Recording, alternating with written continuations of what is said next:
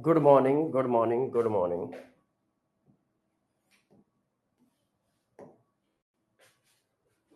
Good morning बच्चों। क्या audio और वीडियो क्लियर है? नमस्ते बेटा, नमस्ते।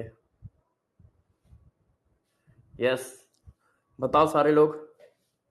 ऑडियो और वीडियो क्लियर है? सर आप लेक्चर नोट्स टेलीग्राम पर क्यों नहीं डालते? ओ, कल लगता है टेलीग्राम पे लेक्चर नोट डालना भूल गया हूँ। अच्छा अच्छा अच्छा अच्छा, ओके, अभी डाल देता हूँ। कल बेटा मिस हो गया होगा, भूल गया होगा, थक गया था ना। हाँ, कल के नोट्स लगता है टेलीग्राम पे नहीं डाले। हाँ, अभी डाल देता हूँ, अभी डाल देता हूँ। हम्म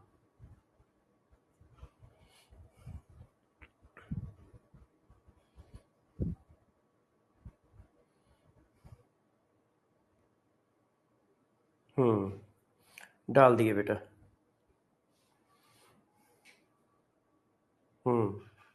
भूल गया था, इसलिए नहीं डाला होगा।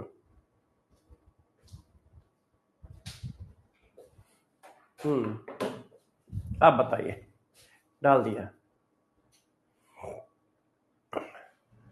टेस्ट में क्या आएगा? अरे भाई, जो संडे को टेस्ट है उसमें बता तो चुका हूं, केमिकल इक्विलिब्रियम और आयनिक इक्विलिब्रियम दोनों आएंगे। केमिकल इक्विलिब्रियम और आयनिक इक्विलिब्रियम दोनों आएंगे। Uh sorry, chemical equilibrium, thermodynamics. Sorry बच्चों, केमिकल इक्विलिब्रियम और थर्मोडायनेमिक्स दोनों आएंगे कंप्लीट, जो 7 सितंबर को होगा। केमिकल इक्विलिब्रियम और थर्मोडायनेमिक्स दोनों आएंगे, जो होगा। आयनिक नहीं आएगा, आयनिक नहीं आएगा, आयनिक नहीं आएगा। आयनिक तो चल रहा है, आयनिक चल रहा है, आयनिक नहीं आएगा। ये आएगा, ठीक है, ये आएगा। आज हम लोग बचा हुआ, आज चैप्टर, कल चैप्टर खत्म हो जाएगा ये। आज हम लोग सॉल्ट हाइड्रोलिसिस पढ़ेंगे, साथ साथ में बफर सॉल्यूशन भी पढ़ेंगे कि बफर सॉल्यूशन क्या होता है। तो आज आप लोग सॉल्ट के साथ साथ बफर सॉल्यूशन हेडिंग भी पढ़ोगे। अब सभी लोग तैयार हो जाए, लास्ट लेक्चर का टेस्ट, लास्ट लेक्चर का टेस्ट डिस्कस करते हैं। जो लास्ट लेक्चर में पढ़ाया गया है उसका टेस्ट देते हैं, ठीक है ना। हाँ, नोटिस में ओनली इक्विलिब्रियम दिया गया है। अच्छा, नोटिस में सिर्फ इक्विलिब्रियम दिया गया है। एक बार मैं देखता हूं, मैं कल बता दूंगा, क्योंकि मुझे ये याद नहीं है। पेपर मैंने बनाया है। लास्ट वाले में बताओ क्या आया था? लास्ट वाले टेस्ट में क्या आया था? सिर्फ इक्विलिब्रियम आया था। जो लास्ट में टेस्ट हुआ है, अभी पिछले संडे हुआ है, उसमें क्या आया था? सिर्फ इक्विलिब्रियम।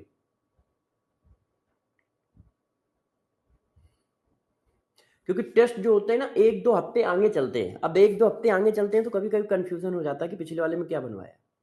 यस, तो यदि पिछले वाले में सिर्फ इक्विलिब्रियम आया है तो इस वाले में इक्विलिब्रियम प्लस थर्मोडायनेमिक्स दोनों आएगा। यदि लास्ट वाले में सिर्फ इक्विलिब्रियम आया था तो इस वाले में इक्विलिब्रियम और थर्मोडायनेमिक्स दोनों आएगा। इक्विलिब्रियम और थर्मोडायनेमिक्स दोनों आएगा। नोटिस में गलत लिख गया है, नोटिस में गलत लिख गया है, मैं चेंज करा देता हूं। हाँ बेटा, अग्रवाल करा दूंगा, आज कराने की कोशिश करता हूं। नोटिस में गलत लिख गया है, करा दूंगा, ठीक है। आज कराने की कोशिश करता हूं, ठीक है। चलो, अब देखो यार बच्चों, कल जहां तक पढ़ाया था उसके आगे की बात करते हैं। कल आपको मैंने सॉल्ट हाइड्रोलिसिस पूरा करा दिया था, है ना। तो सबसे पहले टेस्ट दे लो, फिर आगे बात करेंगे। टेस्ट का पहला क्वेश्चन आपकी स्क्रीन पर, टेस्ट का पहला क्वेश्चन आपकी स्क्रीन पर, बताओ। ओ माय गॉड, टेस्ट का पहला क्वेश्चन आपकी स्क्रीन पर।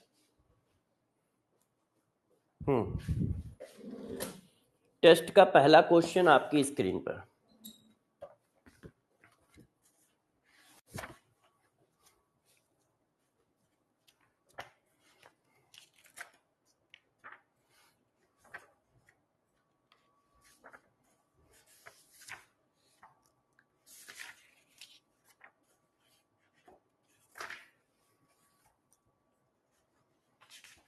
टेस्ट का पहला क्वेश्चन आपकी स्क्रीन पर।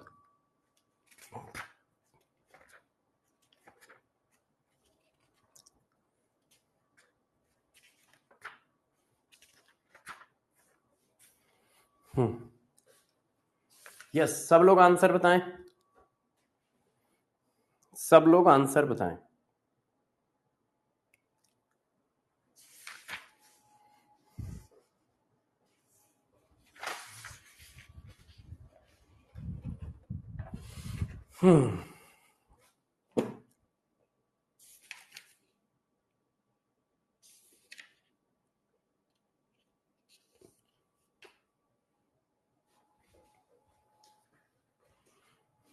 यस, अब जरा देखो बच्चों, आप सभी बच्चों को पता है क्वेश्चन करना कैसे है। आपको पता है कि आपसे पूछा गया among the following compound whose equal solution turn red litmus paper to blue. अब लेड रेड को ब्लू में कौन कन्वर्ट करता है बताओ? रेड को ब्लू में कौन कन्वर्ट करता है, एसिड या बेस? बताइए। रेड लिटमस पेपर को ब्लू में कन्वर्ट करना है, लेड लिटमस पेपर को ब्लू में करना है, जल्दी बताओ। सुबह सुबह कॉल कैसे आ गया बताइए।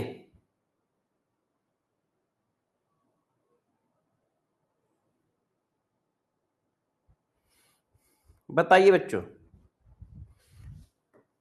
हाँ, सारे बच्चे लिख रहे हैं बेस करता है, तो इसका मतलब मुझे बेसिक सॉल्यूशन चाहिए। जब बेस करता है तो मुझे क्या चाहिए, बेसिक सॉल्यूशन चाहिए। तो इसमें से बेसिक सॉल्यूशन कौन है? अब बेसिक सॉल्यूशन कौन होगा, जब बेस स्ट्रांग होगा। इसका मतलब वीक एसिड स्ट्रांग बेस का सॉल्यूशन चाहिए, क्योंकि वीक एसिड स्ट्रांग बेस का सॉल्यूशन बेसिक होता है। वीक एसिड स्ट्रांग बेस का सॉल्यूशन बेसिक होता है। अब देखो इसको करो केसीएन,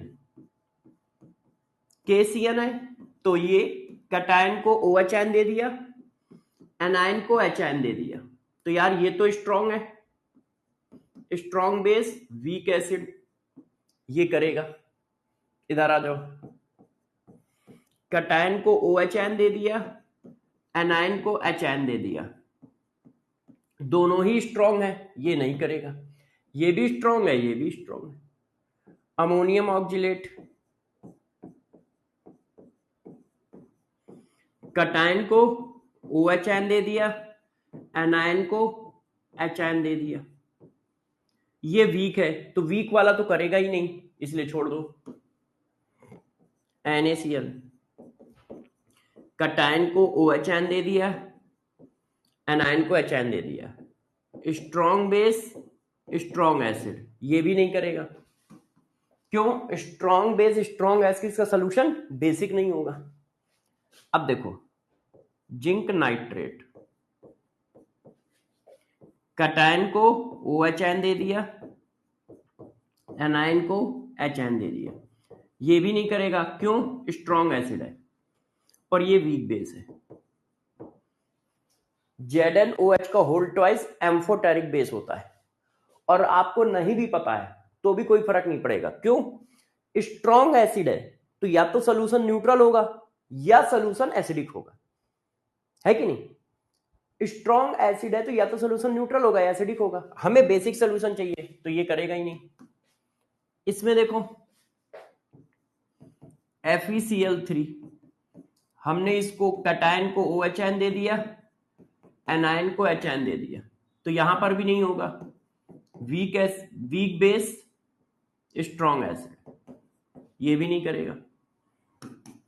K2CO3, कैटायन को OH दे दिया, एनायन को HN दे दिया, ये देखो ये करेगा। क्यों? स्ट्रॉन्ग बेस वीक एसिड, ये करेगा। ये भी नहीं करेगा। कैटायन क्या है? अमोनियम आयन, तो ये भी नहीं करेगा। अब बचा कौन? LiOH। अब ये थोड़ा सा जेई का क्वेश्चन है, तो इसने क्या किया है, इनऑर्गेनिक को भी यूज किया है। कैटायन को कैटायन को OHN दे दिया और एनायन को HN दे दिया। अब बताओ ये कैसा होता है? ये वीक बेस होता है। अब यहां पर थोड़ा आपका नॉलेज भी लगेगा इनऑर्गेनिक का भी, कि कौन वीक है कौन नहीं। देखो फर्स्ट ग्रुप में लिथियम का हाइड्रोक्साइड वीक बेस है, बाकी सब स्ट्रॉन्ग है। NaOH, KOH ये सब स्ट्रॉन्ग है, लिथियम वीक होता है। तो कितने हुए टिक वाले? टिक वाले हुए जाके 1 2 2 हो रहा है। आप लोगों ने क्या है इसको भी कंसीडर कर लिया होगा, आप लोगों ने क्या है इसको भी कंसीडर कर लिया होगा। लिथियम हाइड्रोक्साइड वीक बेस होता है, स्ट्रॉन्ग नहीं होता है ना, स्ट्रॉन्ग नहीं होता है, वीक होता है। ठीक है ना। तो यहां पे थोड़ी इनऑर्गेनिक भी आपके पास होनी चाहिए। यदि इनऑर्गेनिक आपने अच्छे से यूज नहीं की है तो भी गड़बड़ हो जाएगा। क्यों? क्योंकि लिथियम यदि किसी को नहीं पता है तो क्वेश्चन टफ बैठेगा, है ना। तो आंसर क्या आएगा? None of this. क्यों? क्योंकि हमें रेड लिटमस को ब्लू में कन्वर्ट करना है। तो रेड लिटमस को ब्लू में कन्वर्ट करने के लिए बेस स्ट्रांग होना चाहिए। तो बेस इसमें स्ट्रांग है और बेस इसमें स्ट्रांग है, बाकी में स्ट्रांग है मगर एसिड भी स्ट्रांग है, तो सोल्यूशन न्यूट्रल हो गया, है ना। तो जरा गौर से ध्यान रखिएगा। और ये जेई में आया हुआ क्वेश्चन है, जेई का मेंस का, जेई मेंस। सन लिखा है, ईयर तो लिखा है मगर शायद जेई मेंस रफ हो गया।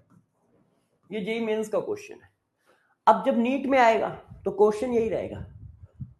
अच्छा क्वेश्चन है। अब हो सकता है ऑप्शन जैसे मैंने बहुत सारे दे दिए, तो हो सकता है वो 9 में 9 न दे के 7 दे दे, 5 दे दे, है ना। 9 न दे के 7 दे दे, 5 दे दे। नेक्स्ट बताओ, which of the following salt will gives highest pH in water? Water में किसका पीएच हाईएस्ट होगा? बताओ भाई, वाटर में किसका पीएच हाईएस्ट होगा? अब आपको मैंने पीएच का कल ऑर्डर लगाया था, पीएच का ऑर्डर मैंने कल पढ़ाया था, है ना। पीएच का ऑर्डर क्या बताया था?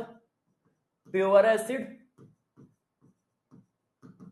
फिर एसिडिक सॉल्ट, फिर न्यूट्रल, फिर बेसिक सॉल्ट, फिर प्योर बेस। ये पीएच का इंक्रीजिंग ऑर्डर है। तो यदि वो कह रहा है हाईएस्ट पीएच बताओ और सबके सब सॉल्ट है, तो हमें कौन सा सॉल्ट ढूंढना है? इसका मतलब हमें ढूंढना क्या है? हमें बेसिक सॉल्ट ढूंढना है। वो कह रहा है हाईएस्ट पीएच बताओ। अब हाईएस्ट पीएच का मतलब क्या है? हमें बेसिक सॉल्ट ढूंढना है, क्योंकि बेस तो दिया नहीं है। तो भाई कैटायन को OHN, एनायन को HN, ये स्ट्रॉन्ग बेस है, ये स्ट्रॉन्ग एसिड है, तो ये बेसिक नहीं है, न्यूट्रल है। ये भी न्यूट्रल है। Strong base, strong acid. अब देखो स्ट्रॉन्ग बेस और week acid, strong base weak acid, basic salt है। अब यहां पे ये देखो, मान लो कोई बच्चा कंफ्यूज भी हो जाए, मान लो किसी को इसके बारे में नहीं पता है, ठीक है, कि ये वीक बेस होता है, मान लो नहीं पता है, ये तो पता है ये स्ट्रॉन्ग एसिड होता है। अब स्ट्रॉन्ग एसिड के साथ चाहे वीक बेस हो या स्ट्रॉन्ग बेस हो, एसिडिक सोल्यूशन बेसिक सोल्यूशन थोड़ी बनाएगा। यदि ये स्ट्रॉन्ग हुआ तो न्यूट्रल हो गया, और यदि ये वीक हुआ तो एसिडिक हो गया। बेसिक तो बन ही नहीं सकता है ना। मान लो कभी ना पता हो तो दूसरे वाले से निकालो। अब एसिड हमारा स्ट्रॉन्ग है, यदि एसिड स्ट्रॉन्ग है तो सोल्यूशन बेसिक हो ही नहीं सकता, या तो वो न्यूट्रल होगा या एसिडिक होगा। तो आंसर क्या आया? सी। आंसर क्या आया? सी। ये दोनों ही क्वेश्चन जेई के हैं, दोनों ही मेंस में आए हुए क्वेश्चन है। अब सारे बच्चे बताएं दो में से कितने किसके सही, दो में से किसके कितने सही। आज तो एक ही सही होगा या जीरो सही होगा, क्योंकि पहले वाले में बच्चों ने गलती की है, उसमें इनऑर्गेनिक का भी बड़ा रोल है, उसमें इनऑर्गेनिक का भी बड़ा रोल है। हाँ, यदि इनऑर्गेनिक अच्छे से नहीं की है तो भी निपट जाएगा बच्चा, तो भी नहीं कर पाएगा। अच्छा क्वेश्चन था, इसी वजह से मैं लाया था आपके लिए। इसी वजह से मैं लाया था। अब गौर से समझो बच्चों, लास्ट एंड फाइनल सब टॉपिक सॉल्ट हाइड्रोलिसिस का। देखो अभी तक आपको सॉल्ट दिख रहा है, ये देखो दिख रहा है ना कि ये सॉल्ट है, दिख रहा है ना ये सॉल्ट है। अब मैं एक ऐसा कंपोजिशन बताने जा रहा हूं जिसमें आपको दिखेगा नहीं ये सॉल्ट है, मगर वो सॉल्ट हाइड्रोलिसिस का क्वेश्चन होगा, मगर वो सॉल्ट हाइड्रोलिसिस का क्वेश्चन होगा। तो जरा गौर से समझिएगा अब जो मैं पूछने लिखने जा रहा हूं, ठीक है? सब लोग ध्यान से देखना। देखो लिमिटिंग अमाउंट ऑफ, गौर सुनिए, limiting amount of weak acid, strong base या स्ट्रॉन्ग एसिड वीक बेस या week acid weak base equals solution, equals solution, equals solution behave as a salt aqueous solution। अभी आपको मेरी बात नहीं समझ में आई होगी, मैं लिख के दिखाता हूं तब आपको समझ में आएगी।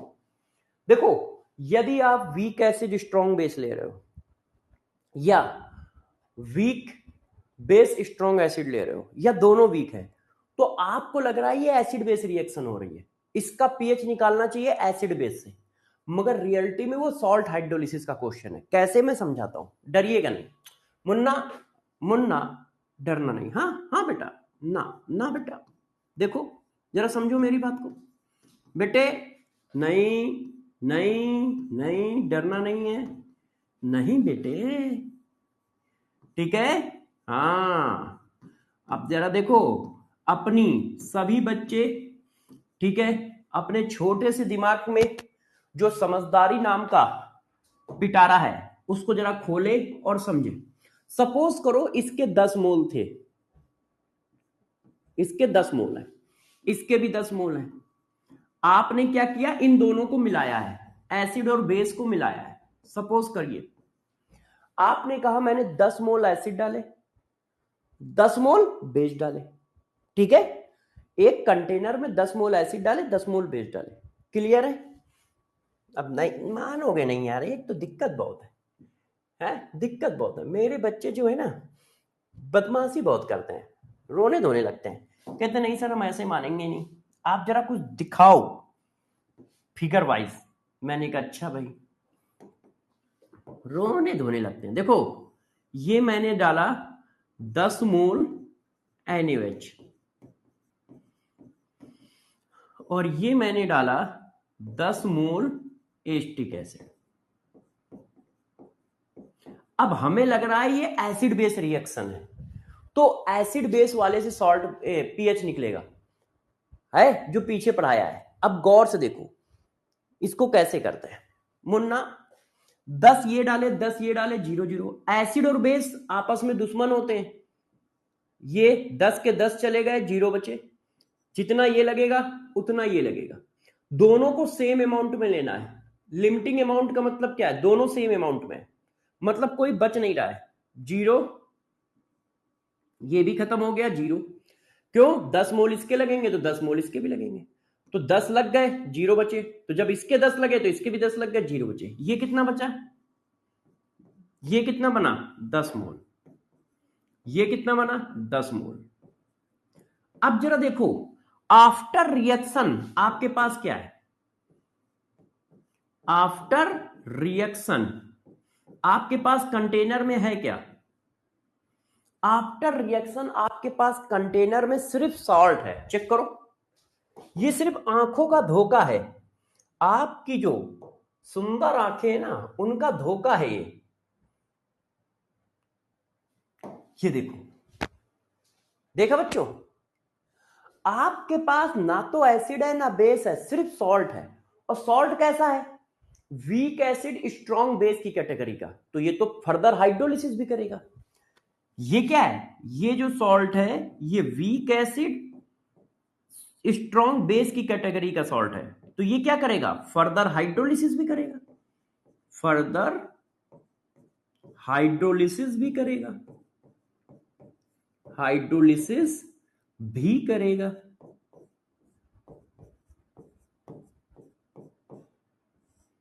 है कि नहीं? तो जरा गौर से ध्यान दीजिएगा, आपको जो मैंने वहां पीएच पढ़ाया है, pH of strong acid strong base पढ़ाया है, ध्यान दो जरा, हेडिंग पीछे जाके देखो, pH of strong acid strong base, और उनमें से दोनों में से कोई ज्यादा है कोई कम है, यदि दोनों बराबर हो गए तो वो न्यूट्रल हो गया, पीएच 7 हो गया।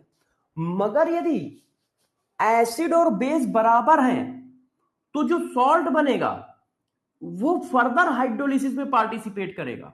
तो ध्यान रखना, सॉल्ट हाइड्रोलिसिस का केस लगेगा, तो वहां पर सॉल्ट हाइड्रोलिसिस का केस लग के पीएच निकलेगा। तो limiting amount of weak acid weak base, limiting amount of weak acid weak base जब आपस में रिएक्शन करेंगे तो ध्यान दीजिएगा, वो एसिड बेस का क्वेश्चन नहीं होगा, वो सॉल्ट हाइड्रोलिसिस का क्वेश्चन होगा। ये वाला केस टफ होता है, बच्चे यहां पर ही झूमते हैं, क्यों? क्योंकि वो ऊपर ऊपर देख पाते हैं, मन की आंखों से, मन की आंखों तक नहीं पहुंच पाते, उनको बस ऊपर ऊपर दिखता है, अच्छा एसिड और बेस रिएक्शन कर रहे हैं, एसिड और बेस रिएक्शन कर रहे हैं, मगर जो सोल्यूशन बनना है उसमें एसिड बेस है ही नहीं, उसमें सिर्फ सॉल्ट है, तो सॉल्ट हाइड्रोलिसिस का केस बनेगा। मैं आपको क्वेश्चन करके दिखाता हूं, थोड़ा एक क्वेश्चन देता हूं, एक क्वेश्चन देता हूं, है ना, डरना नहीं भाई कोई। ये देखो 1 litre 0.2 molar HCN solution mix with 2 liter 0.1 molar KOH solution.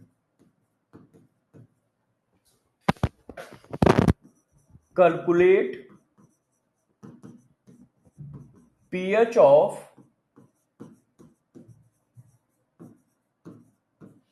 resultant solution. A, ठीक है, आपको पीएच बताना है, मैं अपनी तरफ से बता देता हूं, A 3.2, B 8.7, C 10.5, D none of these, none of these। आपको दिया क्या है, KA, PK लिख देता हूं सीधा, PK of HCN is 6, ये आपको दिया है। अब बताओ, अब जरा इस क्वेश्चन को गौर से करो, आपने एसिड डाला है, एसिड कितना डाला है अंसारी, पढ़ाई पे ध्यान दो, आपने एसिड डाला है ये, आपने बेस डाला है ये, आपस में जब रिएक्शन करेंगे तो क्या बनेगा, ये बनेगा।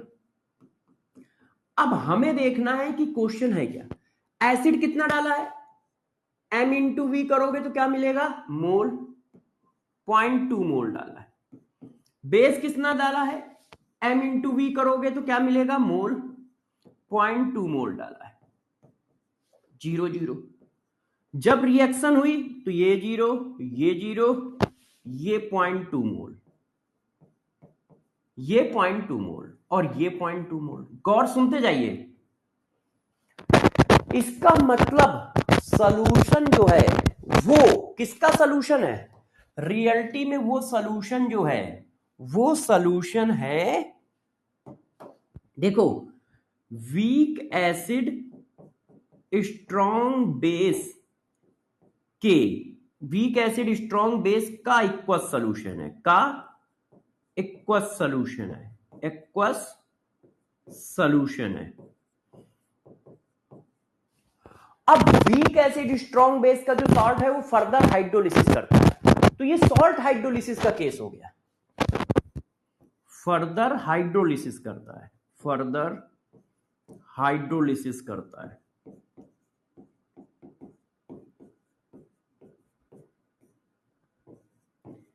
इसीलिए ये क्या है, सॉल्ट हाइड्रोलिसिस का केस है। आयनिक इक्विलिब्रियम बहुत अच्छा चैप्टर है, मतलब खतरनाक है, टफ चैप्टर है।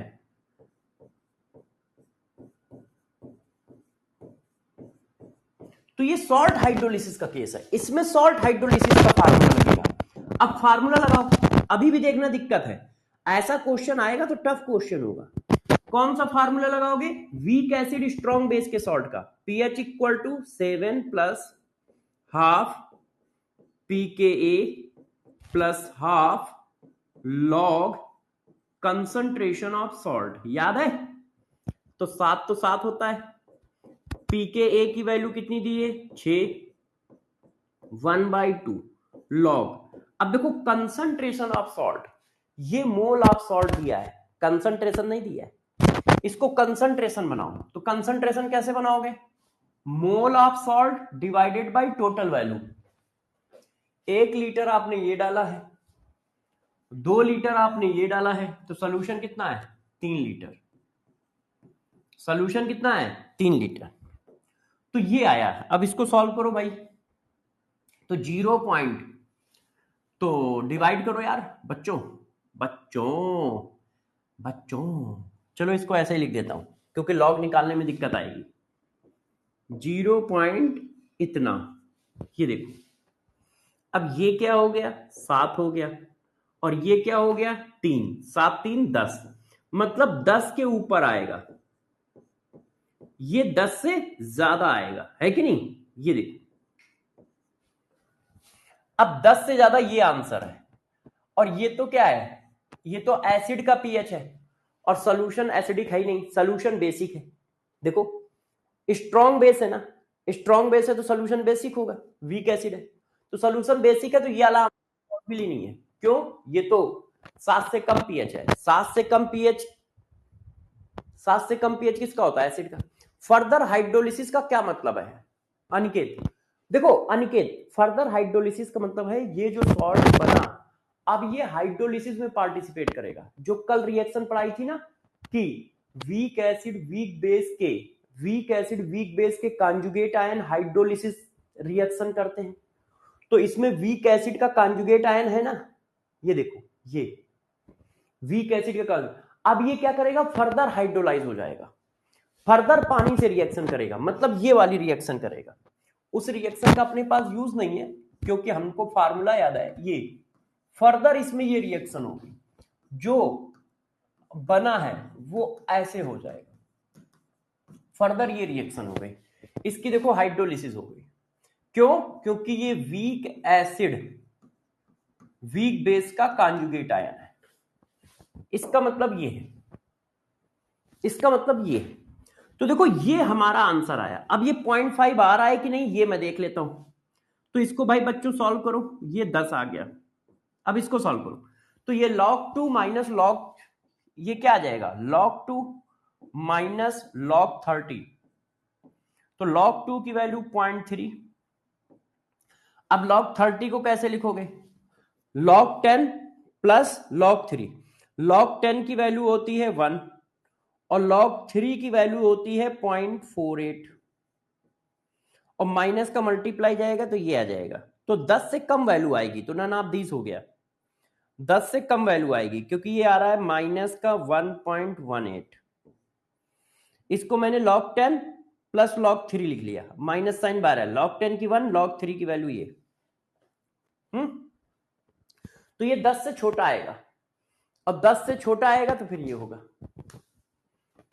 ठीक है। अरे प्रभु मोल का सम नहीं होगा, केमिकल रिएक्शन हो रही है, कोई जुड़ थोड़ी रहे हैं, केमिकल रिएक्शन हो रही, कोई जुड़ थोड़ी रहे।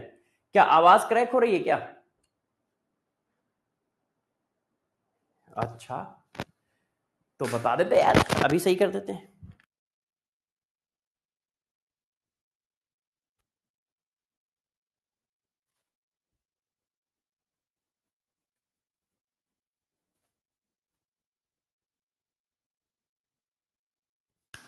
अब चेक करो, अब क्रैक हो रही है, अब सही है ना, अब बताइए, आप बताइए सही है?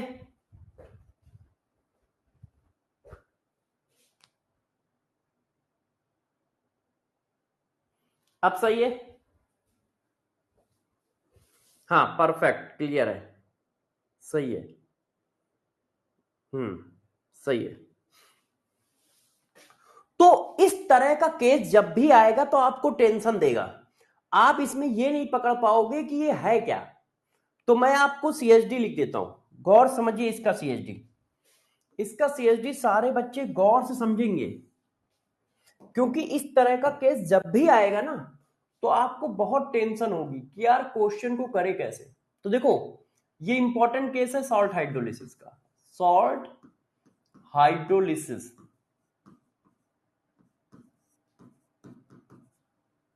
देखो बच्चों क्या है मैं बताता हूं। Mixture of acid and base. गौर सुनिएगा, मैं आपको लिख के दे रहा हूं। यदि वीक एसिड और स्ट्रॉन्ग बेस है, मिलाए जा रहा है और बनना है सॉल्ट, ये कैसा है लिमिटिंग रेजेंट, ये भी कैसा है लिमिटिंग रेजेंट, मतलब दोनों लिमिट में है, कोई एक्सेस में नहीं है, तो पूरे पूरे यूज हो रहे होंगे। तो ये सॉल्ट हाइड्रोलिसिस का केस है number 1। Number 2, week acid strong base मिलाया गया तो भी ये सॉल्ट हाइड्रोलिसिस का केस है। ठीक है, स्ट्रॉन्ग एसिड वीक बेस मिलाया गया, और किस अमाउंट में मिलाया गया, अमाउंट देख लो, दोनों लिमिटिंग एजेंट हैं, बराबर बराबर, दोनों के मोल बराबर बराबर है, तो भी ये सॉल्ट हाइड्रोलिसिस का केस है। तीसरा, वीक एसिड वीक बेस मिलाया गया तो भी ये सॉल्ट हाइड्रोलिसिस का केस है, लिमिटिंग लिमिटिंग अमाउंट में। ये देखो, अब चौथा, दोनों स्ट्रॉन्ग कर दिए जाए, यदि दोनों स्ट्रॉन्ग कर दोगे तो भी सॉल्ट बनेगा, मगर इसमें क्या है हाइड्रोलिसिस होती नहीं है, आप जानते हैं। ये भी एलआर है, ये भी एलआर है, ठीक है, तो ये भी सॉल्ट हाइड्रोलिसिस का केस है, मगर इसमें किसी की हाइड्रोलिसिस होगी नहीं। क्यों, स्ट्रॉन्ग एसिड के कॉन्जुगेट आयन की होती नहीं है, स्ट्रॉन्ग बेस के कॉन्जुगेट आयन की होती नहीं है, तो ये न्यूट्रल बन गया, तो इसमें सॉल्ट हाइड्रोलिसिस का केस नहीं है। यदि आप ये लगाओगे तो बेस स्ट्रॉन्ग है तो पीएच का फार्मूला क्या लगेगा, ये, क्यों, पीएच बेसिक है, सॉल्यूशन बेसिक है, तो सॉल्यूशन बेसिक है तो पीएच का फार्मूला ये है, कल मैंने लिखाया है, सबको याद होना चाहिए, कल मैंने लिखाया है, सबको याद होना चाहिए, कंसंट्रेशन ऑफ सॉल्ट। अब सॉल्यूशन एसिडिक है तो पीएच का फार्मूला ये लगता है 7 minus half P K V minus half log C, concentration of salt.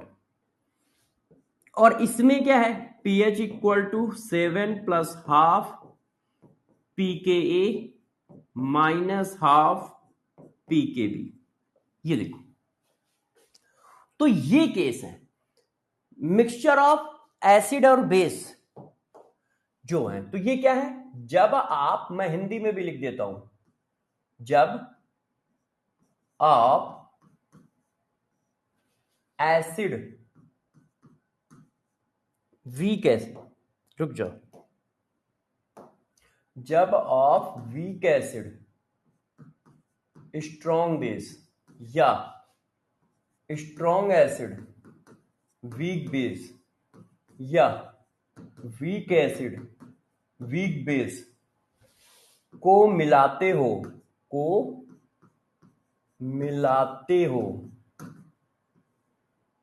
किसमें, इक्वल अमाउंट में, इक्वल मोल में, इक्वल मोल में, तो वो सॉल्ट बनता है। और question salt hydrolysis, salt hydrolysis के कॉन्सेप्ट से सॉल्व होता है।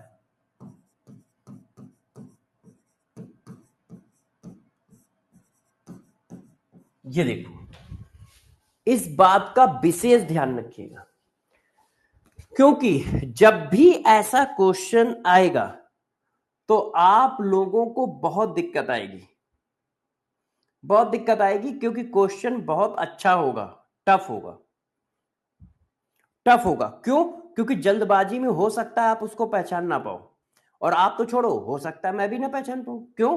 क्योंकि मैं भी तो इंसान ही हूं, मैं भी तो इंसान ही हूं।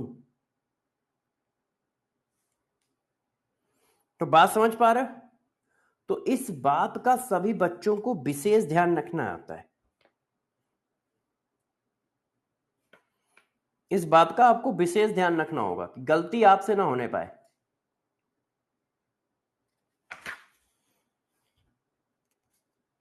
गलती आपसे ना होने पाए।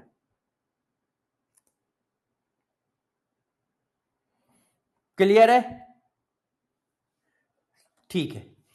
अब हाँ सर, 26 को बुक ऑर्डर किया था, अभी तक आई नहीं है। आदर्श तिवारी आ जाएगी बेटा, जल्दी आ जाएगी, परेशान ना हो। और आप मुझे डिटेल दे दो, मैं एक बार बोल भी दूंगा। अब देखो, इसको ध्यान रखिएगा, इस पर मैंने बेस्ड क्वेश्चन भी करा दिया। अब आप नई हेडिंग डालें बफर सॉल्यूशन, नई हेडिंग डालें बफर सॉल्यूशन, बफर सॉल्यूशन। अब आप बताओ बफर सॉल्यूशन अच्छा क्या होता है? बफर सॉल्यूशन इक्वल मोल ना हो तो, इक्वल मोल ना हो तो क्या होगा अब पता चलेगा, इक्वल मोल ना हो तो क्या होगा अब पता चलेगा, है ना? परेशान ना हो, मुझे भी याद है कि यदि इक्वल मोल नहीं होंगे तो कैसे क्वेश्चन चलेगा, मुझे पता है, मैं बता दूंगा आपको, परेशान ना हो। सर टॉपिक समझ नहीं आया, इंद्रजीत। अच्छा इंद्रजीत, आप बस दिमाग में ये बैठा लो कि जब भी एसिड और बेस मिलाए जाएंगे तो वो सॉल्ट हाइड्रोलिसिस का केस भी हो सकता है। कैसे आपको चेक करना है कि वो सॉल्ट हाइड्रोलिसिस का केस हो सकता है? यदि उनमें से कोई एक वीक है तो वो सॉल्ट हाइड्रोलिसिस का केस हो सकता है। अब आपको बस देखना है किस कैटेगरी का सॉल्ट बनना है, उसका फार्मूला लगा देना है। बस क्या देखोगे, दिमाग में क्या बैठा लोगे? एसिड और बेस रिएक्शन कर रहे हैं तो सॉल्ट हाइड्रोलिसिस का केस हो सकता है। कैसे पता चलेगा कि सॉल्ट हाइड्रोलिसिस का केस है? आप देख लो उन दोनों में से कोई एक वीक है या दोनों वीक है, कोई एक वीक है या दोनों वीक है, तो वो सॉल्ट हाइड्रोलिसिस का केस है, कंफर्म सॉल्ट हाइड्रोलिसिस का केस है।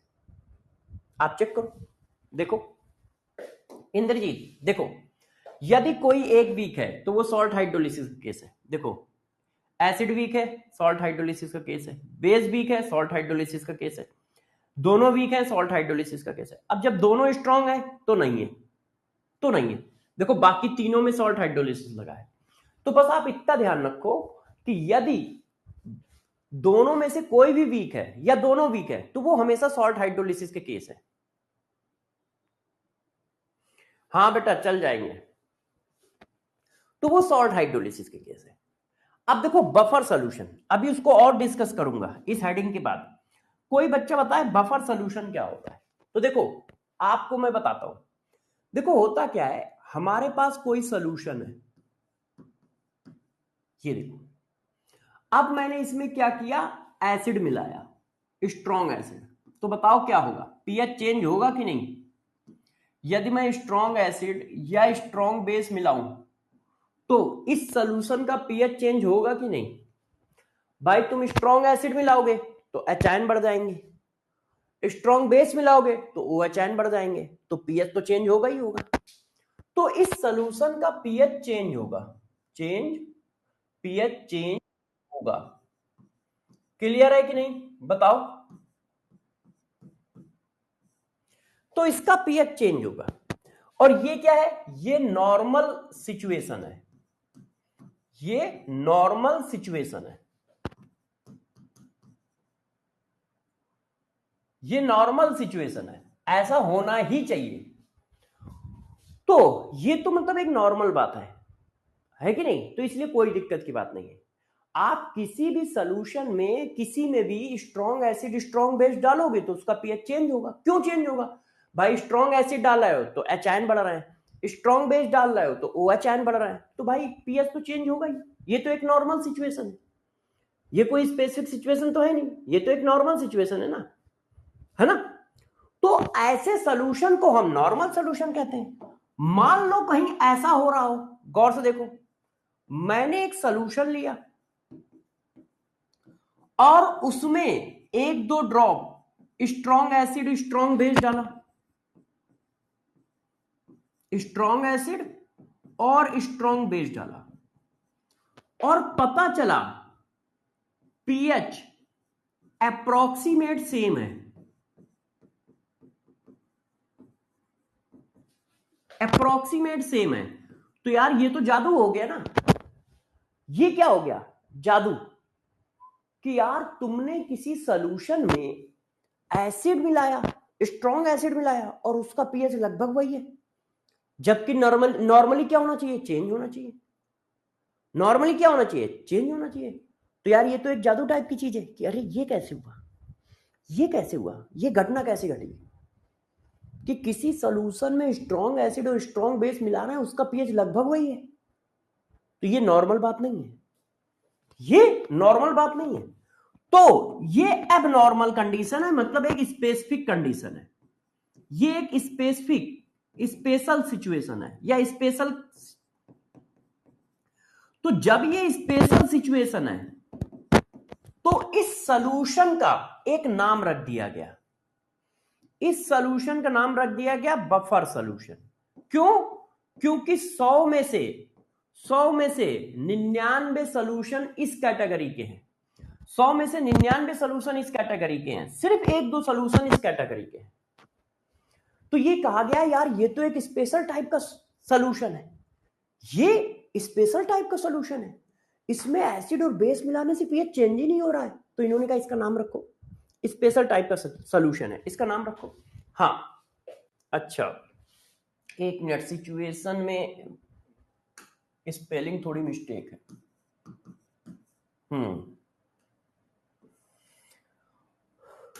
तो इसका नाम रखो, तो इसलिए मैंने नाम रख दिया बफर सॉल्यूशन। तो बफर सॉल्यूशन क्या होते हैं? ऐसा सॉल्यूशन जिसमें 1-2 ml या 1-2 drop strong acid strong base मिलाओ तो उसका पीएच ना चेंज हो, लगभग सेम रहे, ऐसे सॉल्यूशन को बफर सॉल्यूशन कहते हैं। बफर सॉल्यूशन क्या होते हैं? दो सॉल्यूशन दो सॉल्यूशन एडिंग ऑफ 1-2 ml, या इसी को 1-2 ड्रॉप बोलते हैं, 1-2 ड्रॉप स्ट्रॉन्ग एसिड और strong base, the pH of resultant solution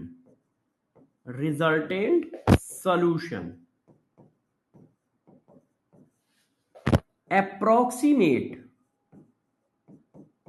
same।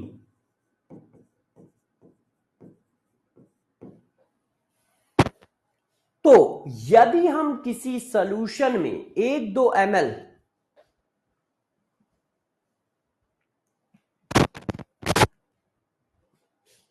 एक मिनट रुक जाना,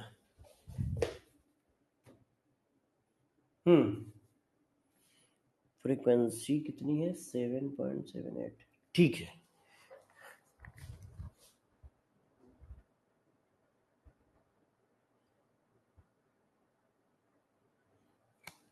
आवाज क्रैक हो रही है क्या?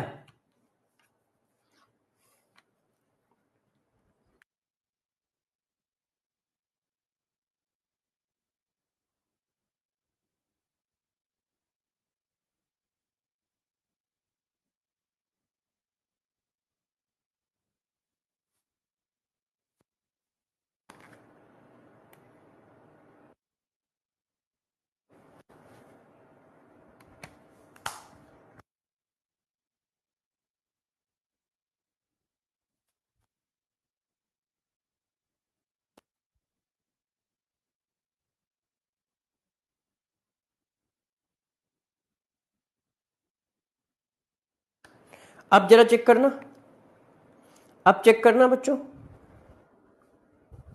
अब सब ठीक है?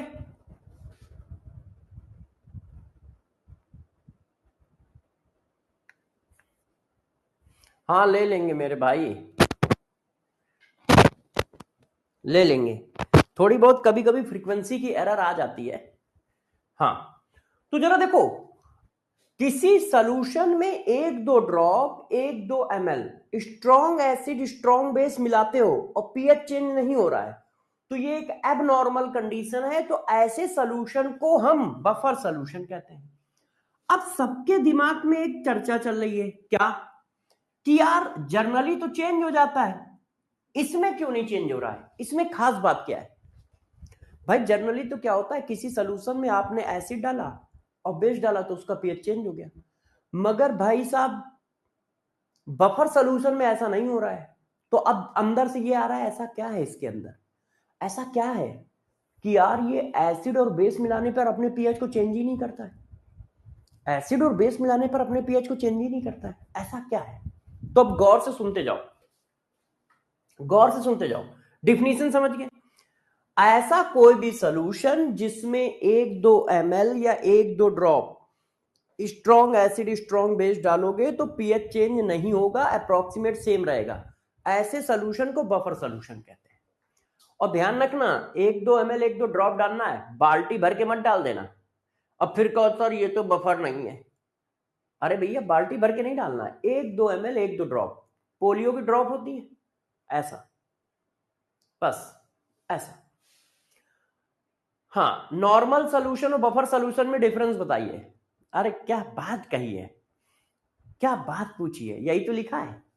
नॉर्मल सोल्यूशन में एसिड और बेस मिलाओ तो पीएच चेंज हो जाता है, बफर सोल्यूशन में मिलाओ नहीं होता है। यही तो अलग अलग डिफरेंस है, तभी तो इसका नाम बफर रख दिया गया। नॉर्मल सोल्यूशन में स्ट्रॉन्ग एसिड स्ट्रॉन्ग बेस मिलाओगे तो पीएच चेंज हो जाएगा, बफर सोल्यूशन में स्ट्रॉन्ग एसिड स्ट्रॉन्ग बेस मिलाओगे पीएच नहीं चेंज होगा।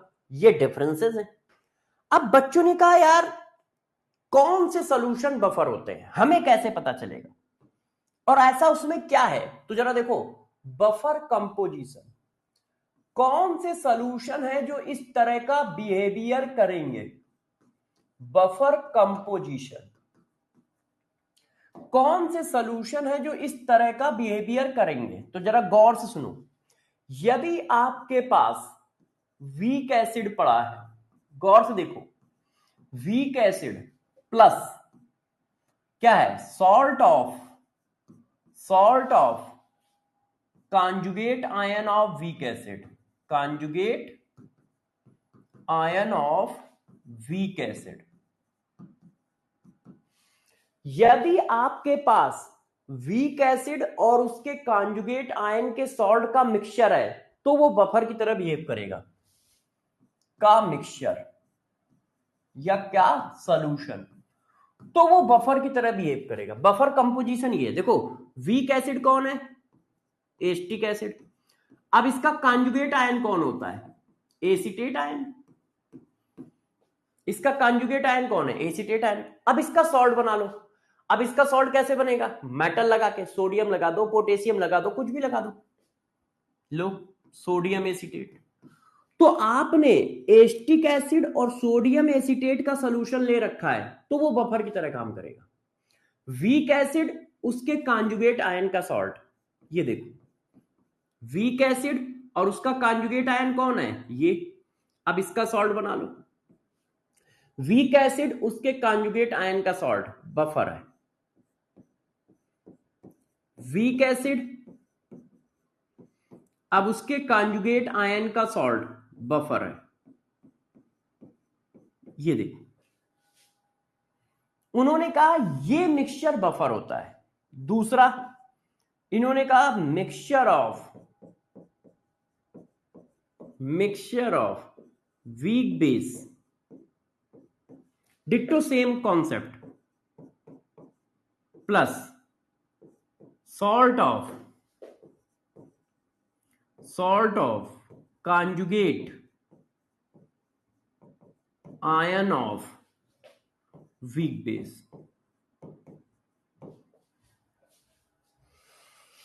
आप वीक बेस लो, ये देखो और वीक बेस का कॉन्जुगेट आयन ये, और इसका सॉल्ट ले लो, तो इसमें क्या लगाना पड़ेगा, निगेटिव आयन।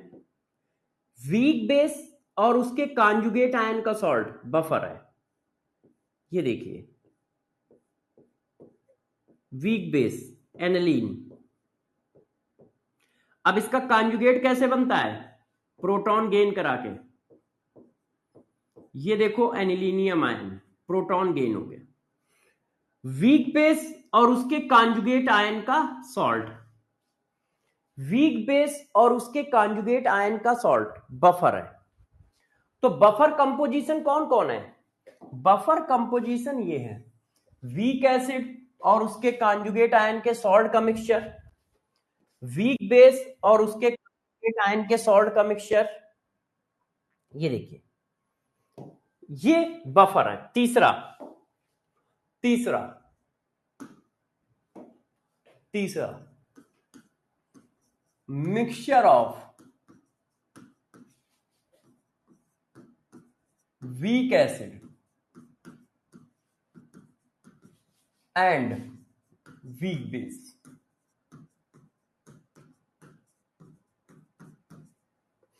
वीक एसिड और वीक बेस का मिक्सचर भी बफर है। Weak acid acetic acid, weak base NH4OH, weak acid formic acid, weak base methylamine, ये बफर है। वीक एसिड वीक बेस का मिक्सचर भी बफर है। तो बफर कौन कौन से होते हैं, वीक एसिड उसके कॉन्जुगेट आयन का सॉल्ट, वीक बेस उसके कॉन्जुगेट आयन का salt, week acid weak base. यदि ये तीन कंपोजिशन कहीं मिले तो ये बफर है, ये बफर है। आपको पहचानने पड़ेंगे रिजल्टेंट सोल्यूशन में क्या हो, वीक एसिड हो और उसके कॉन्जुगेट आयन का सॉल्ट हो, वीक बेस हो और उसके कॉन्जुगेट आयन का सॉल्ट हो, ठीक है, वीक एसिड और वीक बेस का मिक्सचर हो। ये तीन कंपोजिशन बफर बोले जाते हैं। और इनमें आप एक दो drop strong acid strong base डालोगे तो पीएच चेंज नहीं होगा। इनमें आप एक दो बूंद स्ट्रॉन्ग एसिड स्ट्रॉन्ग बेस डालोगे तो पीएच चेंज नहीं होगा। कैसे नहीं चेंज होगा ये भी बताऊंगा। इनमें आप एक दो ml strong acid strong base डालोगे तो पीएच चेंज नहीं होगा। तो मैंने क्या बताया, बफर क्या होता है, बफर सोल्यूशन क्या होता है, ऐसा सोल्यूशन जिसमें एक दो ml strong acid strong base मिलाओ और उसका पीएच लगभग कांस्टेंट रहे, उसको बफर कह देते हैं, उसको बफर सोल्यूशन कह देते हैं। अब कौन से सोल्यूशन बफर बोले जाएंगे, तो वीक एसिड और उसके कॉन्जुगेट आयन के सॉल्ट का मिक्सचर, वीक बेस और उसके कॉन्जुगेट आयन के सॉल्ट का mixture, weak acid weak base का mixture, weak acid weak base का मिक्सचर, है ना। आप परेशान ना हो, हाँ कल्पना, आपका डाउट अपने आप सॉल्व हो जाएगा। अभी बस थोड़ा देर मुझे पढ़ाने दो, थोड़ी देर पढ़ाऊंगा तो ये आपका डाउट अपने आप सॉल्व हो जाएगा, है ना। हाँ बिल्कुल सही है मार्टिन, HNO3 को छोड़कर बाकी सब वीक एसिड होते हैं नाइट्रोजन के। HNO3 के बाद nitrous acid, HNO2 weak acid है। अब जरा देखो बच्चों, बफर कंपोजिशन पता चल गया। अब यार बफर का नेचर, बफर कितने टाइप का होता है ना। तो देखो type of buffer, type of buffer solution,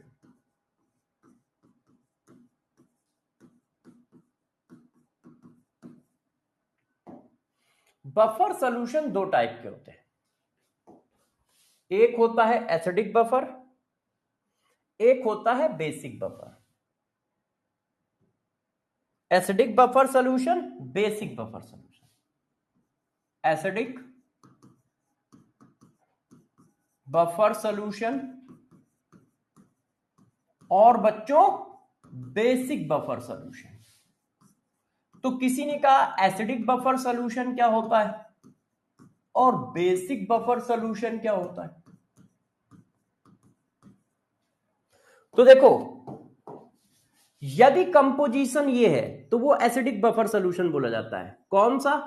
week acid और salt of conjugate ion of weak acid, conjugate ion of weak acid, ये एसिडिक बफर सोल्यूशन बोला जाता है। यदि कंपोजिशन ऐसा है वीक एसिड और उसके कॉन्जुगेट आयन का सॉल्ट, तो एसिडिक बफर है। वीक बेस और उसके कॉन्जुगेट आयन का सॉल्ट, बेसिक बफर है। Salt of conjugate ion of weak base, तो वो बेसिक बफर बोला जाता है। एसिड और उसके कॉन्जुगेट आयन का सॉल्ट है एसिडिक बफर, वीक बेस और उसके कॉन्जुगेट आयन का सॉल्ट है बेसिक बफर। फॉर एग्जांपल, अब देखो इसके एग्जांपल पूछे जाते हैं तो जरा एग्जांपल पे फोकस करना, एग्जांपल पे फोकस करो। जरा बताओ फास्फोरस के एसिड कैसे हैं? वीक एसिड है। देखो मैं आपको लिख देता हूं, क्योंकि वीक एसिड नहीं पहचान पाओगे तो फंस जाओगे। देखिए मैं आपको लिख देता हूं, हाँ अच्छे से ध्यान दो, ठीक है अच्छे से ध्यान दो। देखो हैलोजन एसिड, यदि हैलोजन के एसिड है तो उसमें ये वीक होता है HF, बाकी तीनों स्ट्रांग होते हैं, बाकी तीनों स्ट्रांग होते हैं। सल्फर के एसिड, सल्फर के ऑक्सो एसिड, उसमें क्या है H2SO4 छोड़कर, H2SO4 छोड़कर ये वीक है, H2SO3 वीक है, H2SO4 छोड़ दो। नाइट्रोजन के एसिड, नाइट्रिक एसिड छोड़ दो, नाइट्रस एसिड क्या है? वीक है। ये देखो स्ट्रॉन्ग कौन कौन है? स्ट्रॉन्ग एसिड देखो, जैसे इसमें स्ट्रॉन्ग कौन होगा? HCl, HBr, HI, ये सब स्ट्रॉन्ग है। इसमें स्ट्रॉन्ग कौन होगा? H2SO4। सिर्फ इसमें स्ट्रॉन्ग कौन होगा? HNO3। ये देखो फास्फोरस के एसिड, फास्फोरस के acid all weak acid, all सभी के सभी वीक एसिड है, स्ट्रॉन्ग एसिड होता ही नहीं है उसमें, कोई स्ट्रॉन्ग कोई नहीं होता है, कुछ भी लिखा जाए। H3PO4 weak, H3PO3 weak, H3PO2 weak, सब वीक है, स्ट्रॉन्ग होता ही नहीं है। फास्फोरस में स्ट्रॉन्ग होता ही नहीं है। Boric acid H3BO3, boric acid कैसा है? वीक एसिड है, स्ट्रॉन्ग होता ही नहीं है, इसमें भी कोई स्ट्रॉन्ग नहीं है। कार्बन का एसिड, कार्बन एसिड, कार्बन के जितने एसिड है ऑल सब वीक एसिड है, सब वीक एसिड है, इसमें भी कोई स्ट्रॉन्ग नहीं होता है। मतलब जैसे formic acid, acetic acid, carbonic acid, ये सब वीक है। ये देखो ये सब वीक है, स्ट्रॉन्ग कोई होता ही नहीं है कार्बन के एसिड में, चाहे जो लिख लो।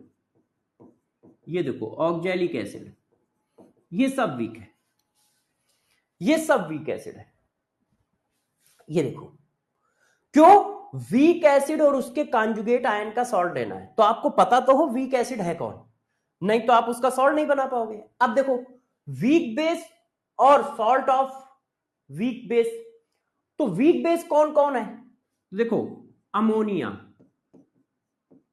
अमोनिया को आप ये भी लिखते हो, ये वीक बेस है। एस ब्लॉक में, एस ब्लॉक में कौन है? देखो एस ब्लॉक में दो को छोड़कर सब स्ट्रॉन्ग है। कौन कौन वीक है? ये देखो एस ब्लॉक, एस ब्लॉक क्या है? स्ट्रॉन्ग बेस है, एक्सेप्ट किसको किसको छोड़ दिया जाए, मैं इनऑर्गेनिक का भी थोड़ा पढ़ा देता हूं। लिथियम हाइड्रोक्साइड, बेरिलियम हाइड्रोक्साइड और मैग्नीशियम हाइड्रोक्साइड, ये तीन वीक होते हैं, ये तीन वीक होते हैं। इसके बाद सब स्ट्रॉन्ग है, पूरा S block. Lithium hydroxide weak होता है, बेरिलियम हाइड्रोक्साइड एम्फोटेरिक होता है, वीक होता है, मैग्नीशियम हाइड्रोक्साइड भी वीक होता है, calcium hydroxide, barium hydroxide, NaOH, KOH, ये सब स्ट्रॉन्ग होते हैं, ये सब स्ट्रॉन्ग होते हैं। हमें क्या चाहिए? Weak base. ये देखो ऑल, देखो ऑल ऑर्गेनिक एमीन, जितनी भी ऑर्गेनिक एमीन है वो सब वीक बेस है, आपको कुछ करने की जरूरत ही नहीं है। मिथाइल अमीन वीक बेस है, एनिलीन वीक बेस है, ये सब वीक है, इनमें से कोई स्ट्रॉन्ग नहीं है।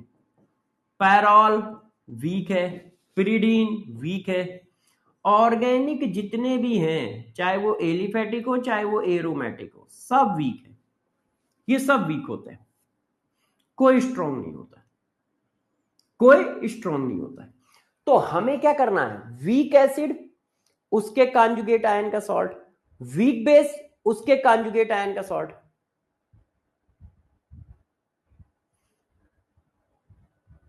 अच्छा ठीक है आर्यन, एमडी सर से बोल दूंगा, एमडी सर से बोल दूंगा। अब देखो एग्जाम्पल इसके बहुत इंपॉर्टेंट होते हैं, इसी वजह से मैं थोड़ा एग्जाम्पल पे फोकस कर रहा हूं, आप गौर समझिए और मुझे बताते जाइए, बातें नहीं। बताओ आप लोग, ये बताओ ये एसिडिक बफर होगा कि नहीं, ये मिक्सचर बफर होगा कि नहीं, बताओ ये मिक्सचर बफर होगा। वीक एसिड उसके कॉन्जुगेट आयन, कॉन्जुगेट आयन कैसे मिलता है, एसिड से प्रोटॉन निकाल दो तो कॉन्जुगेट आयन मिल जाता है। वीक एसिड उसके कॉन्जुगेट आयन का सॉल्ट बफर होगा। अब ये देखो ऑक्जेलिक एसिड, वीक एसिड और उसके कॉन्जुगेट आयन का सॉल्ट, एक प्रोटॉन निकाल दिया कॉन्जुगेट आयन आ गया, बफर होगा। बोरिक एसिड, अब देखो बोरिक एसिड वाला बच्चे नहीं पहचान पाते हैं, क्योंकि बोरिक एसिड ऐसे नहीं, ऐसे लिखो, और इसका कॉन्जुगेट आयन बड़ा खतरनाक होता है, यदि सारे बच्चों को याद हो मैंने पढ़ाया था एसिड बेस थ्योरी में, ये होता है इसका कॉन्जुगेट आयन। क्यों, क्योंकि ध्यान होगा ये इलेक्ट्रॉन डिफिशियंट है, तो ये क्या करता है, प्रोटॉन देता नहीं है, वाटर का OH आयन लेता है और कॉन्जुगेट आयन बनाता है, ये इस तरह से कॉन्जुगेट आयन बनाता है। तो बच्चे इसको बफर नहीं समझ पाते हैं, उनको लगता है ये बफर कंपोजिशन नहीं है। ये देखो तो ये वीक एसिड है और ये इसका कॉन्जुगेट आयन है, ये देखो, तो बोरिक एसिड और उसका कॉन्जुगेट आयन बफर है, इसी को कहा जाता है बोरेक्स, इसी चीज को क्या कहते हैं, बोरेक्स। बोरेक्स, बोरेक्स होता है Na2B4O7 डॉट, ठीक है, Na2B4O7 डॉट, ठीक है, 5 और 2 बाहर डॉट 7H2O, ये देखो बोरेक्स ये होता है, इन दोनों का मिक्सचर बोरेक्स होता है।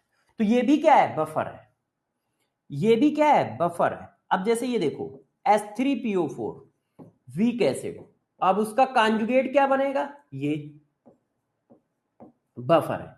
अब ये बताओ बफर है कि नहीं, देखो ये बताओ, अच्छे से बताना सारे बच्चे, ये बफर है कि नहीं। देखो वीक एसिड और उसका कॉन्जुगेट, भाई यहां कितना लिखा है H2PO4, H2PO4 प्रोटॉन ले भी सकता है, दे भी सकता है, मगर इसने प्रोटॉन दिया है, 2 हाइड्रोजन थे 1 हाइड्रोजन है, तो ये क्या है, वीक एसिड और ये उसका कॉन्जुगेट। जरूरी थोड़ी है कि एसिड हमेशा न्यूट्रल ही हो, ऐसा भी तो एसिड हो सकता है, चेक करो। अरे भाई अभी इसके पास एक प्रोटॉन आ रहा है, प्रोटॉन निकाल दिया, तो वीक एसिड और उसका कॉन्जुगेट है। क्या ये बात सब लोग समझ पा रहे हो,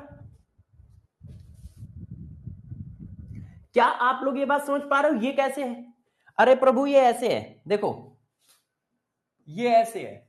अब आप मुझे बताओ इस रिएक्शन में एसिड कौन है, आप सभी बताओ मुझे इस रिएक्शन में एसिड कौन है, बताओ बताओ। ये प्रोटॉन डोनेट कर रहा है, ये एसिड है और ये इसका कॉन्जुगेट है। अब दोनों को सॉल्ट बना लो, हमने इसको सॉल्ट बना दिया, तो जरूरी थोड़ी कि एसिड हमेशा न्यूट्रल हो, एसिड सॉल्ट भी हो सकता है, आपको पता है। ये देखो इनके न्यूट्रल फॉर्म ले लिए, तो एसिड और उसका कॉन्जुगेट आयन, ये देखिए एसिड और उसका कॉन्जुगेट आयन है। अब यहां पे आओ, अब देखो वीक बेस और उसका कॉन्जुगेट।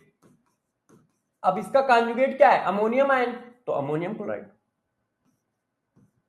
वीक बेस एनिलीन, अब इसका कॉन्जुगेट क्या है? Anilinium ion.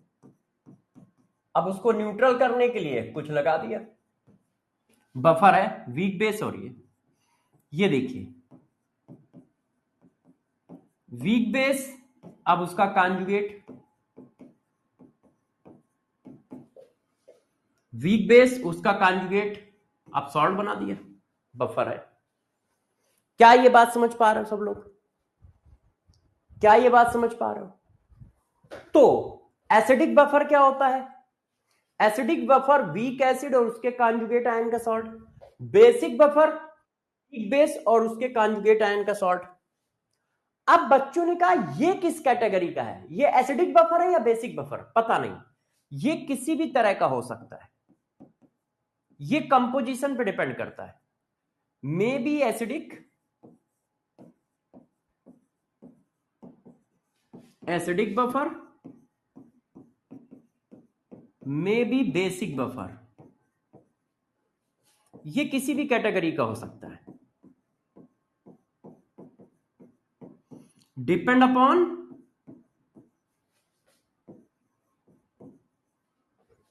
Week acid and weak base nature. इन दोनों में ज्यादा बेसिक कौन है? इन दोनों में ज्यादा एसिडिक कौन है? इस वीक एसिड और वीक बेस मिलाए जाएंगे तो वो एसिडिक बफर भी बन सकता है, बेसिक बफर भी बन सकता है। कौन सा बनेगा पता नहीं, वो मॉलिक्यूल को देख के पता चलेगा, ऐसे नहीं पता चलेगा। अब बच्चे कह रहे हैं नहीं सर ठीक है क्वेश्चन दो, बच्चे कह रहे हैं नहीं सर क्वेश्चन दो। मैंने कहा लो, मैं आपको एक क्वेश्चन लिखता हूं, सारे बच्चे इसका जवाब दे, ठीक है? बुक से क्वेश्चन देता हूं आप लोगों को और बताइए। बुक से क्वेश्चन दे रहा हूं, आपको बताना है। हाँ, the pH of which salt is independent of its concentration. अच्छा ये तो सॉल्ट हाइड्रोलिसिस का क्वेश्चन है।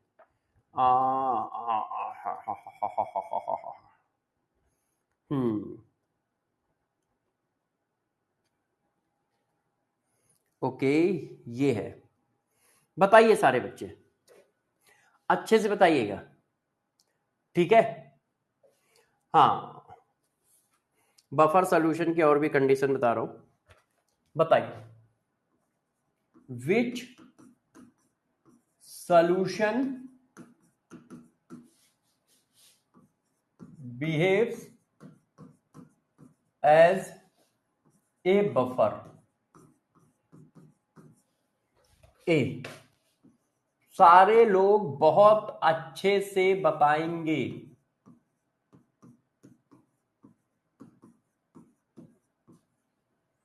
बी,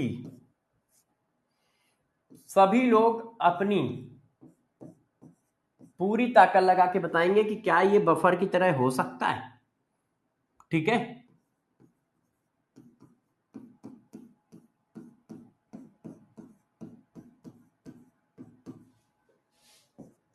सी,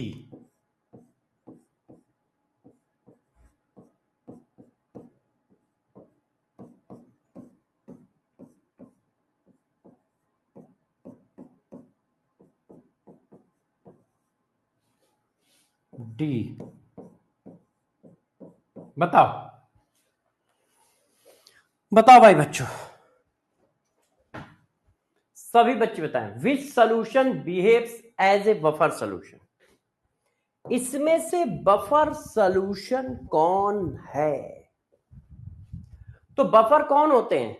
वीक एसिड उसके कॉन्जुगेट आयन का सॉल्ट, वीक बेस उसके कॉन्जुगेट आयन का salt, week acid weak base. ये वीक एसिड है, यस, और इससे एक प्रोटॉन निकाल दो तो ये कॉन्जुगेट आयन है, यस। तो वीक एसिड उसके कॉन्जुगेट आयन का सॉल्ट बन, ये वीक एसिड है, यस, सारे ऑर्गेनिक एसिड वीक एसिड होते हैं। क्या ये इसका कॉन्जुगेट आयन है? यस, कॉन्जुगेट आयन है, तो बफर है। ये वीक बेस है, यस, सभी के सभी ऑर्गेनिक बेस वीक बेस होते हैं।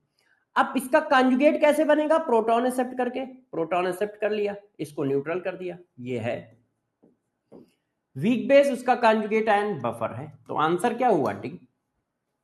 आंसर क्या हुआ, डी, है कि नहीं? आंसर क्या है, डी, चेक कर लो। बफर है, बच्चों ने कहा हाँ, मैंने कहा बफर है, बच्चों ने कहा यस, मैंने कहा अच्छा, इसको चेक करो, सेलेक्ट एसिडिक बफर सॉल्यूशन ए।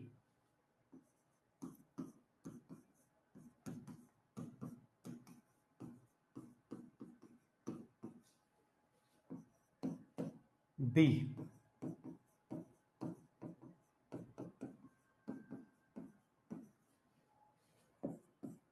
सी। सब लोग बहुत अच्छे से देखेंगे, बताएंगे।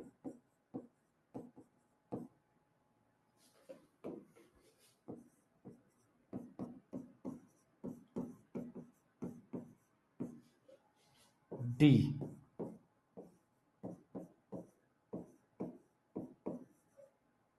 ई। बताओ सही आंसर कौन सा है, बताइए सारे बच्चे। आपको एसिडिक बफर सेलेक्ट करना है, एसिडिक बफर। तो एसिडिक बफर कौन होता है, वीक एसिड प्लस उसका कॉन्जुगेट आयन सॉल्ट।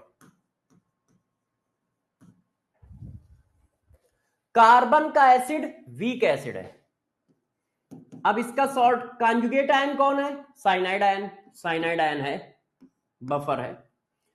ये देखो वीक बेस, और इसका कॉन्जुगेट आयन कौन है, ये बफर है।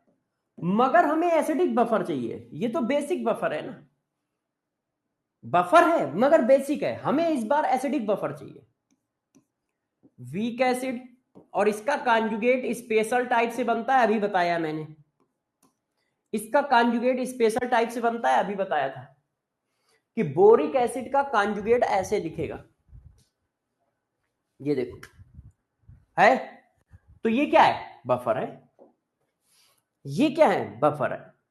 लोगों ने कहा ठीक है, आपने हमें ये बता दिया बफर क्या होता है, ऐसा सॉल्यूशन जिसमें 1-2 ml strong acid strong base मिलाओ, पीएच चेंज ना हो, बफर होता है।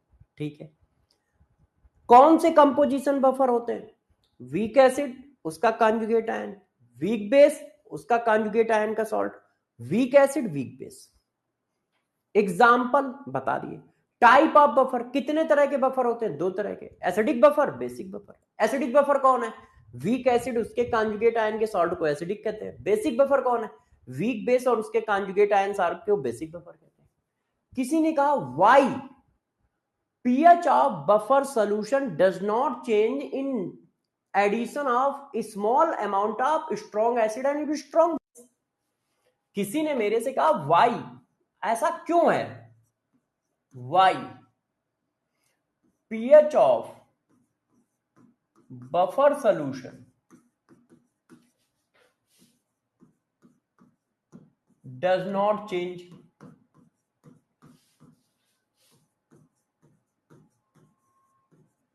in addition of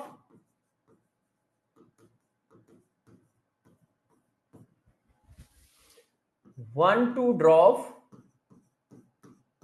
of strong acid और स्ट्रॉन्ग बेस। बताओ कोई बता सकता है व्हाई, रीजन क्या है भाई, ऐसा होता क्यों है कि इसके पास ये स्पेशल फीचर है, ऐसा क्यों होता है कि इसके पास ये एक स्पेशल फीचर है, कोई सुपरमैन थोड़ी है ठिश ठिश करके निकाल दिया है कि नहीं, ऐसा क्या है।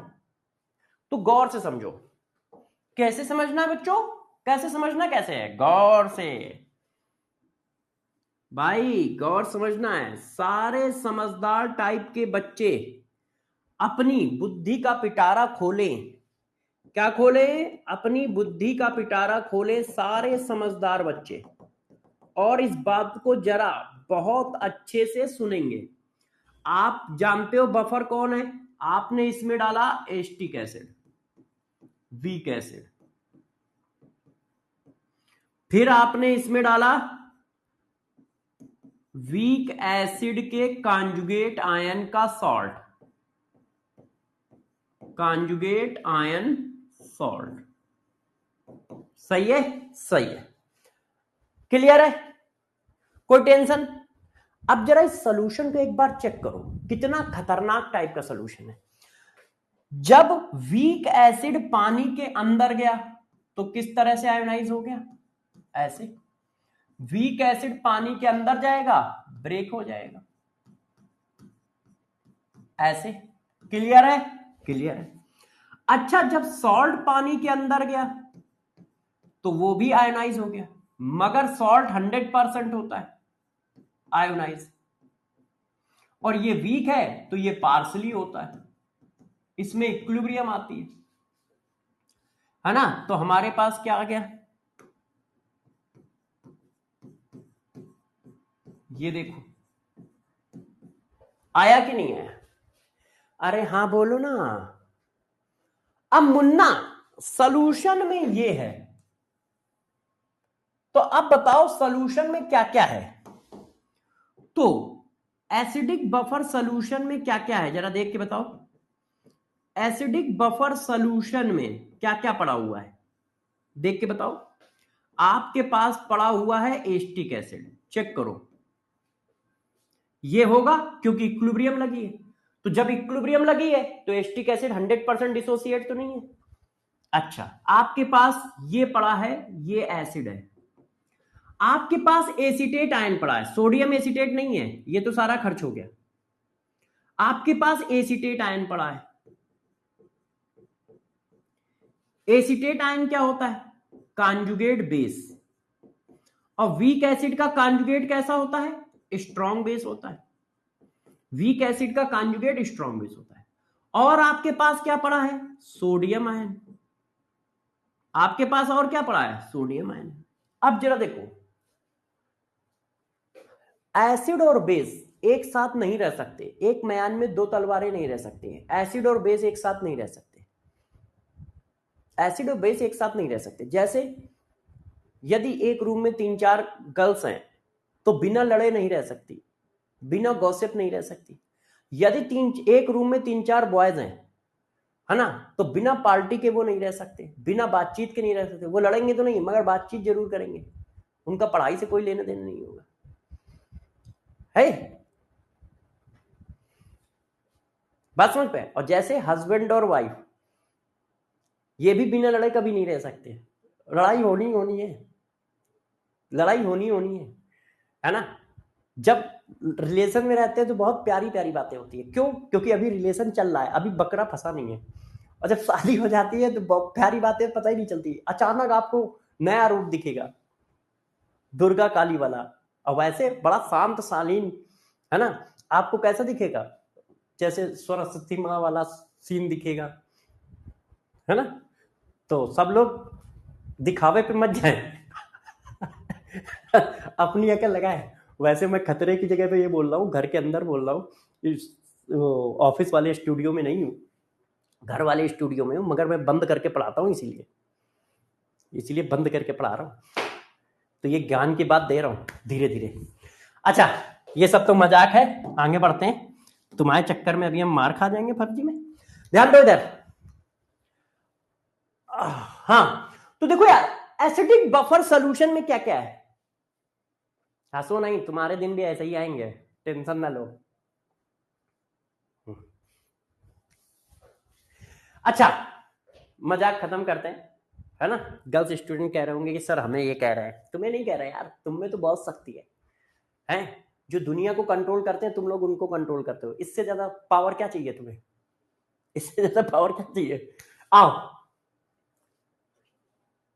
हाँ हाँ, हमारी वाइफ तो बहुत मारती है, तुम्हारी वाइफ भी मारेगी, पता ना, टेंशन ना लो। ऋषि कह रहे सर आपकी वाइफ मारती है क्या? अरे ऋषि, हाँ मैं तो बहुत मारा जाता हूँ यार। डर डर के रहता हूं, कहीं इस कोने कहीं उस कोने छुपे छुपे घूमता हूं, है? तुम मत करना मगर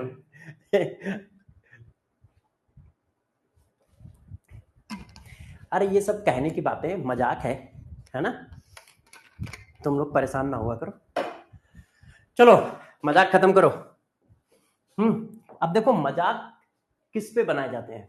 मजाक हमेशा उस पे बनाए जाते हैं जो शालीन होता है, जो सहने की क्षमता रखता है।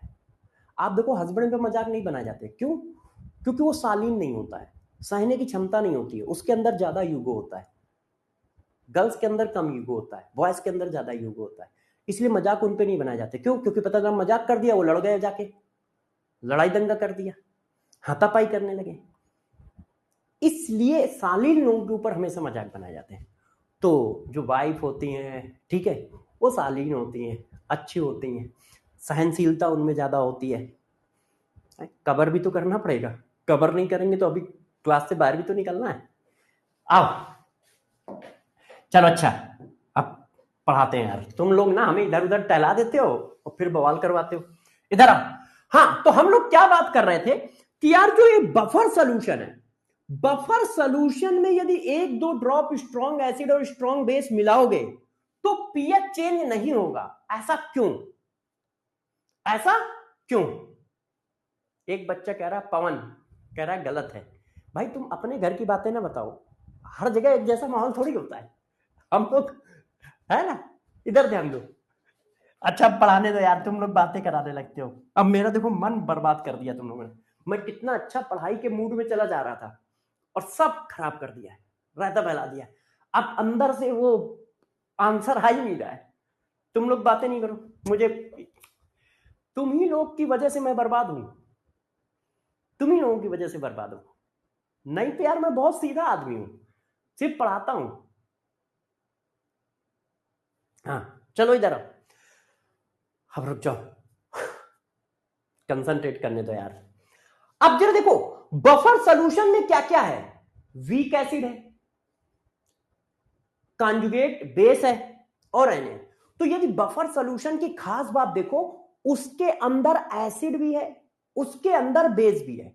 और जबकि एक ही सोल्यूशन में एसिड और बेस नहीं रह सकते, एक ही सोल्यूशन में एसिड और बेस नहीं रह सकते। तो गौर सुनिए, एक सोल्यूशन में कभी एसिड और बेस नहीं रह सकते, मगर एसिड और एसिड का कॉन्जुगेट आयन रह सकता है। क्यों? क्योंकि वो मियां बीवी है।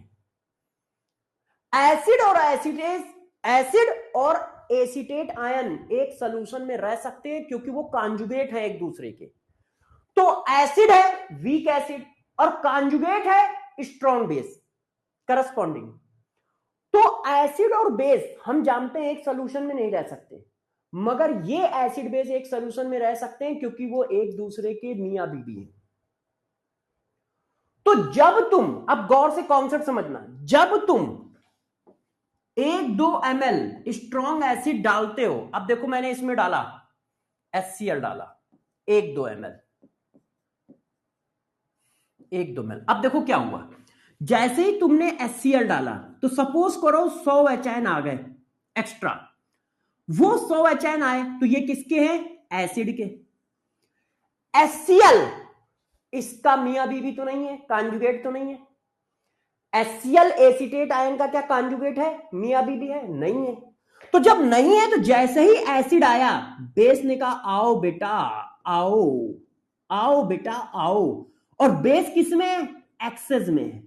क्यों? आप इसको 1-2 ml डाल रहे हो, बाल्टी भर के नहीं डाल रहे हो, 1-2 ml डाल रहे हो। तो ये क्या होगा? 10 मॉलिक्यूल, 20 मॉलिक्यूल, 50 मॉलिक्यूल, ये क्या होगा? लाख करोड़ खरब। तो जैसे ही तुमने HN डाले, बेस ने पकड़ के क्या किया? बेस ने पकड़ के क्या किया? बेस ने क्या किया? पकड़ के रिएक्शन कर ली और बना दिया एसिटिक एसिड। तो जरा बताओ क्या सोल्यूशन में HN बढ़े? जो HN आए सोल्यूशन में, बेस ने पकड़ा, गप अंदर कर दिया। HN तो सोल्यूशन में बढ़े ही नहीं, क्योंकि जो HN आए वो एसीटेट आयन ने खा लिए, क्योंकि एसीटेट आयन बेस पड़ा है। अब सोल्यूशन में एसिड डालोगे तो बेस क्या करेगा? एसिड को खा लेगा। तो सोल्यूशन में एच बढ़े नहीं बढ़े, और जब सोल्यूशन में एच नहीं बढ़े तो पीएच कैसे चेंज हो। अच्छा, मान लो किसी ने बेस डाल दिया, NaOH भी तो डालोगे। अब मैंने बाहर से बेस डाल दिया, 1-2 ml बेस डाल दिया, तो जब तुमने बेस डाला तो एसिड आ गया। क्यों? ये मियां बीवी नहीं है। NaOH और सोडियम एसीटेट मियां बीवी नहीं है, दुश्मन है। वीक एसिड उसका कॉन्जुगेट आयन सॉल्यूशन में रह सकता है, वो मियां बीवी है। वीक बेस उसका कॉन्जुगेट आयन सॉल्यूशन में रह सकते हैं एक साथ, वो मियां बीवी। जैसे ही तुमने 1-2 ml बेस डाला, एस्टिक एसिड आया, कहता आओ मुन्ना आओ, और एस्टिक एसिड ने रिएक्शन कर ली, एसिड बेस रिएक्शन, और बना दिया वाटर। अब वाटर फर्दर आयोनाइज नहीं होगा, जितने OH आयन थे सब खा गया। क्यों? क्योंकि 1-2 ml डाल रहे हो और ये एक्सेस में है। एस्टिक एसिड क्या है? एक्सेस में पड़ा है। क्यों? वो तो पूरा ड्रम भर के सोल्यूशन है। एस्टिक एसिड और सोडियम एसीटेट का तो ड्रम भर के सोल्यूशन है, आप तो strong acid strong base 1-2 drop डाल रहे हो ना, 1-2 ड्रॉप। तो जैसे ही तुमने स्ट्रॉन्ग बेस डाला तो एसिड आ गया, एसिड कहता आओ आ जाओ आ जाओ, एसिड खा गया। क्या OH आयन एक्सेस हो पाए? क्या OH आयन बढ़े? नहीं। क्यों? जो बढ़े थे वो तो एस्टिक एसिड ने खा लिए, और एस्टिक एसिड खा के बना क्या रहा है? वाटर, जो फर्दर आयोनाइज नहीं होता है। एच आयन को एसिटेट आयन खा के बना क्या रहा है? एस्टिक एसिड, जो फर्दर आयोनाइज नहीं होता है। तो क्या होता है कि जो बफर सॉल्यूशन होता है उसमें एसिड और बेस दोनों होते हैं, और वो दोनों एक साथ एग्जिस्ट क्यों कर जाते हैं? क्योंकि एसिड और एसिड का कॉन्जुगेट है। तो जब तुम एसिड डालते हो तो बेस उसको पकड़ के खा जाता है, एच आयन बढ़ ही नहीं पाते। बेस डालते हो तो एसिड उसको पकड़ के खा जाता है, OH आयन बढ़ ही नहीं पाते। और जो बनाते हैं, खा के जो बना रहा है वो देखो वीक इलेक्ट्रोलाइट है, खा के जो बनना है वो देखो वीक इलेक्ट्रोलाइट है, तो वो फर्दर आयोनाइज होते नहीं है, जो फिर से एच आयन OH आयन आ जाए। तो क्या ये बात समझ पा रहे हो कि बफर सॉल्यूशन, ये जो कंपोजिशन है, इसमें 1-2 ml strong acid strong base डालने से पीएच चेंज क्यों नहीं हो रहा है? क्योंकि 1-2 ml डाल रहे हो, इसका मतलब लिमिटिंग अमाउंट में डाल रहे हो। लिमिटिंग अमाउंट में डाल रहे हो तो जैसे ही एसिड गया तो सॉल्यूशन के अंदर पहले से बेस है, उसने पकड़ के खा लिया, जितने एच आयन आए सबको न्यूट्रलाइज करके एस्टिक एसिड बना दिया, एच आयन बढ़े ही नहीं। आपने बेस डाला तो उसमें एसिड भी पड़ा हुआ है, एसिड आया, एसिड ने पकड़ के उसको खा लिया, और बना क्या? वाटर। वाटर वैसे ही आयोनाइज नहीं होता है, तो एच आयन और OH आयन चेंज ही नहीं हो पा रहे हैं। जब चेंज होंगे तब पीएच चेंज होगा ना, तो एच आयन बढ़ ही नहीं पा रहा है, OH आयन बढ़ ही नहीं पा रहा है, बढ़ ही नहीं पा रहा है। और यदि आप इसको 1-2 ml ना डाल के 1-2 लीटर डाल दो, बढ़ जाएंगे। क्यों? एच आयन खत्म, एसीटेट आयन खत्म हो गया, एच आयन एक्सेस हो गया, अपने आप पीएच चेंज हो जाएगा। तो बात समझ में आ रही है? स्ट्रॉन्ग एसिड स्ट्रॉन्ग बेस मिलाने पे पीएच क्यों नहीं चेंज हो रहा है? क्योंकि जो कंपोजिशन लिया जा रहा है उसमें एसिड भी है और बेस भी है। अब एच आयन डालते हो तो बेस खा जाता है, OH आयन डालते हो तो एसिड खा जाता है, जिसकी वजह से पीएच में कोई इंपैक्ट नहीं आता है, पीएच चेंज नहीं हो पाता है, पीएच चेंज नहीं हो पाता है। बात समझ में आई? क्या बात समझ में आई? बच्चों ने कहा हाँ। अब किसी ने कहा भाई पीएच निकालोगे कैसे? पीएच निकालोगे कैसे? तो pH of acidic buffer solution, pH of acidic buffer solution.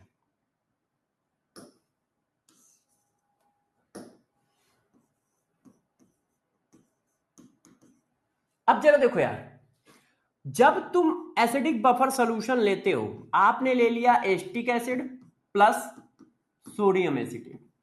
अब कोई बच्चा बताए इसमें इक्विलिब्रियम कौन बनाएगा? एस्टिक एसिड तो सॉल्ट है, ये तो इक्विलिब्रियम बनाएगा नहीं, ये तो 100% आयोनाइज होगा ऐसे। इक्विलिब्रियम तो वीक इलेक्ट्रोलाइट बनाते हैं, तो एस्टिक एसिड इक्विलिब्रियम बनाएगा ऐसे। तो जो इक्विलिब्रियम बनाएगा उस पर इक्विलिब्रियम कांस्टेंट की इक्वेशन लगेगी ऐसे लगेगी कि नहीं? Concentration of product upon concentration of reactant. ये देखो, क्या ये सही है? अब जरा बताओ, क्या मैं इसको ऐसे लिख लूं तो क्या तुम बुरा मानोगे? बताओ, इसको इधर ले जाओ तो एच एन इक्वल टू, आहा आहा, डर गए है ना, रोना धोना मचा दिया होगा लौंडो ने। अभी बहुत मजा आ रही थी। हाँ भाई बच्चों, ए बच्चों, समझ पाए कैसे किया कि रो रहे हो? अरे निकम्मो, इसको इधर लाया तो के ए इंटू एस्टिक एसिड, फिर इसको इसके नीचे ले गया ऐसे, तो एच एन इक्वल टू क्या आया? K a into acetic acid divided by acetate ion. सही है? सही है? अब देखना, ना ना ना ना ना ना, नो डरिंग, नो डरिंग। दोनों तरफ क्या किया? माइनस लॉग ले लिया, माइनस लॉग ले लिया। क्यों? क्योंकि मुझे पीएच निकालना है। दोनों तरफ माइनस लॉग ले लिया।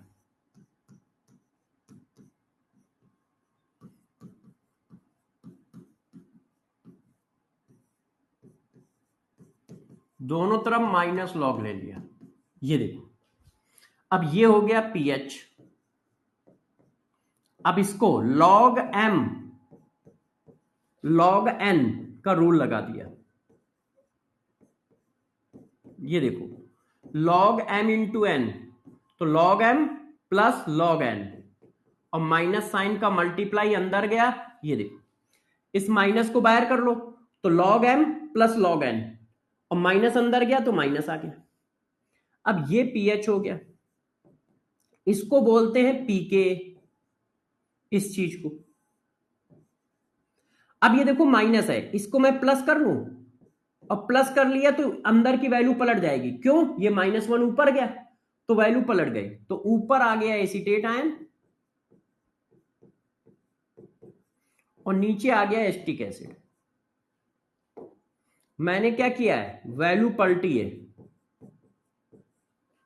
प्लस कैसे आया समझ पाए? प्लस कैसे आया? ये माइनस लगाए ना, इसको ऊपर ले गया, माइनस हो गया तो वैल्यू पलट जाएगी। सही है? समझ पा रहे हो? क्या ये समझ पा रहे हो सब लोग? हाँ, अब बस खेल खत्म है। देखो, pH equal to pK plus log. अब बताओ, एसीटेट आयन किसकी वजह से होंगे? जो तुम सॉल्यूशन में एसीटेट आयन देखोगे वो किसकी वजह से होंगे? वो सोडियम एसीटेट की वजह से होंगे। क्यों? 100% आयोनाइज हो रहा है। एस्टिक एसिड का आयोनाइजेशन 3% होता है पानी में। एस्टिक एसिड का आयोनाइजेशन 3% होता है पानी में, और सोडियम एसीटेट के साथ तो उसका आयोनाइजेशन और कम हो जाएगा due to common ion effect. आप लोगों को कॉमन आयन इफेक्ट पढ़ाया है कि नहीं? मुझे लग रहा है हेडिंग मिस हो गई है। हाँ, हेडिंग मिस हो गई है, मुझे लग रहा है ना। हाँ, मिस हो गई है। ए हाँ, कोई बात नहीं, अभी पढ़ा देता हूँ। अभी मतलब कल पढ़ा देता हूँ, है ना। इस जगह जरूरत पड़ेगी। तो सारे एसीटेट आयन किससे आ रहे हैं? सॉल्ट से आ रहे हैं। तो इसीलिए एसीटेट आयन की जगह हम लोगों ने लिख दिया कंसंट्रेशन ऑफ सॉल्ट। मुझे कल याद दिला देना कि सर कॉमन आयन पढ़ाना है। और एस्टिक एसिड की जगह क्या लिख दिया? Concentration of acid. Acetate ion किससे आ रहे हैं? सोडियम एसीटेट से आ रहा है, इसलिए concentration of salt. Acetic acid acid है, इसलिए लिख दिया कंसंट्रेशन ऑफ एसिड। तो पीएच का फार्मूला ये निकल के आ गया, pH equal to pK plus log salt concentration upon acid concentration. ये देखिए, इसी तरह से बेसिक बफर का क्या निकलेगा? अब बफर बेसिक है तो बेसिक बफर का क्या निकलेगा? बेसिक बफर सॉल्यूशन का पीओएच निकलेगा। तो उसका पीओएच इक्वल टू आता है ditto same pKb plus log salt upon base. ये बेसिक बफर का पीओएच है। इसी तरह से प्रूफ होता है। हमें सिर्फ फार्मूला याद रखना है, प्रूफ में नहीं। ये देखो, ये देखो ऐसे। तो एसिडिक बफर का पीएच, बेसिक बफर का पीओएच, ये देखो, ठीक है। एसिडिक बफर का पीएच का formula pH equal to pK plus log salt upon acid. Basic buffer का पीओएच का formula pOH equal to pKb plus log salt upon base. अब मैं सीएसडी लिख देता हूं। अभी इसमें पढ़ाना भी है, क्वेश्चन भी कराने हैं, तो बचा हुआ हम लोग कल करेंगे, है ना। आज अब आगे के सीएसडी लिख देता हूं, नहीं तो फिर सीएसडी मिस हो जाएंगे। देखो बफर सॉल्यूशन के सीएसडी बताते जाओ। बफर सॉल्यूशन किसे कहते हैं? बफर सॉल्यूशन बच्चों किसे कहते हैं बताओ, सारे बच्चे बताएं। बफर सॉल्यूशन किसे कहते हैं बताइए। 1-2 ml strong acid strong base add करने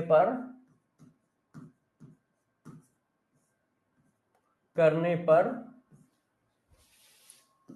पीएच अप्रोक्सीमेट सेम रहता है।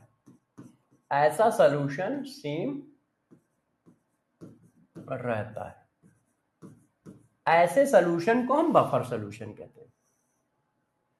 बफर कंपोजिशन क्या क्या होता है? एक वीक एसिड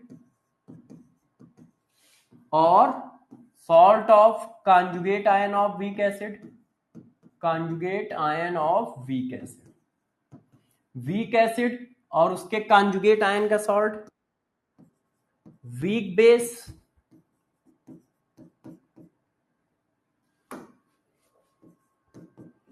और उसके कॉन्जुगेट आयन का सॉल्ट,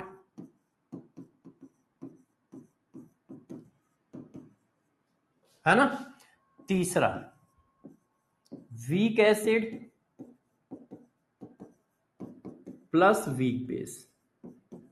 ये बफर कंपोजिशन है, ये बफर कंपोजिशन। अगला पॉइंट, एसिडिक बफर क्या होता है, बेसिक बफर क्या होता है। एसिडिक बफर सॉल्यूशन बच्चों क्या होता है? वीक एसिड और salt of conjugate ion of weak acid, ये एसिडिक बफर है। बेसिक बफर क्या होता है?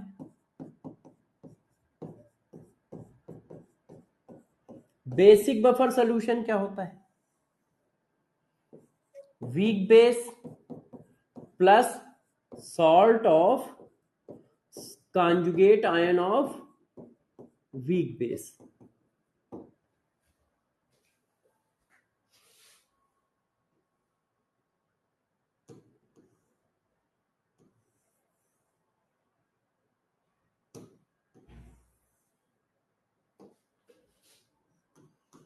वीक एसिड वीक बेस कैसा बफर होता है? ये एसिडिक बफर भी हो सकता है और ये बेसिक बफर भी हो सकता है। ये सिचुएशन बेस्ड है कि नहीं? अच्छा, फिर मैंने बताया Y pH of buffer solution does not change।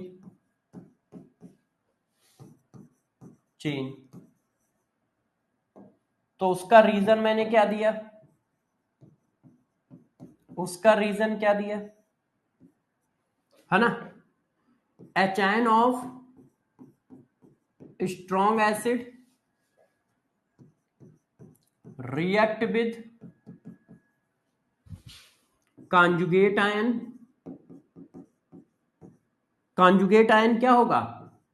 Conjugate ion strong base होगा, conjugate ion of weak acid and form मान लो एस्टिक एसिड, हम उसकी बात कर रहे हैं, विच इज पुअर इलेक्ट्रोलाइट, मतलब वीक एसिड, है ना। H ion of weak acid strong acid react with conjugate base of weak acid and form acid, जैसे ये, जो फर्दर आयोनाइज नहीं होता है, जो फर्दर आयोनाइज नहीं होता है, नहीं होता है, जिससे क्या होगा, जिससे जो एच आयन स्ट्रॉन्ग एसिड से सॉल्यूशन में आए वो न्यूट्रलाइज हो गए, वो कन्वर्ट हो गए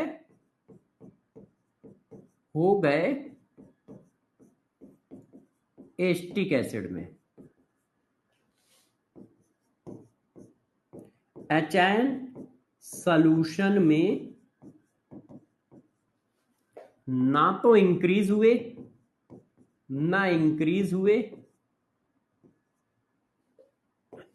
और ना डिक्रीज हुए,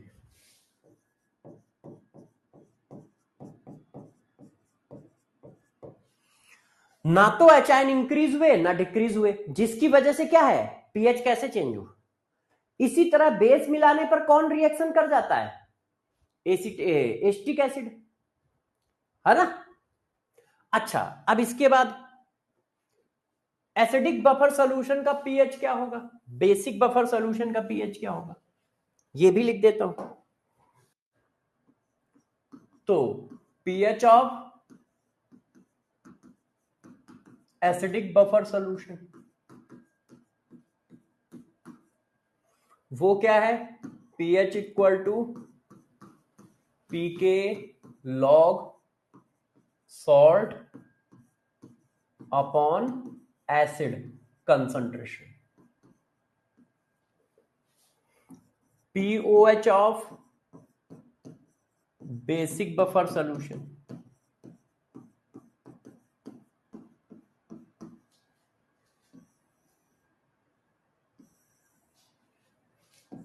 POH equal to PKB log salt upon base, ये देखो है कि नहीं, ये है, ऐसे बात समझ गए। यहां तक मैंने आज CHD लिख दिया, कल इसी जगह से चालू करूंगा। बफर सॉल्यूशन के कोई क्वेश्चन नहीं लगाने, सारे बच्चे आयनिक इक्विलिब्रियम इस बुक से करें, नीट एडवांस बुक से।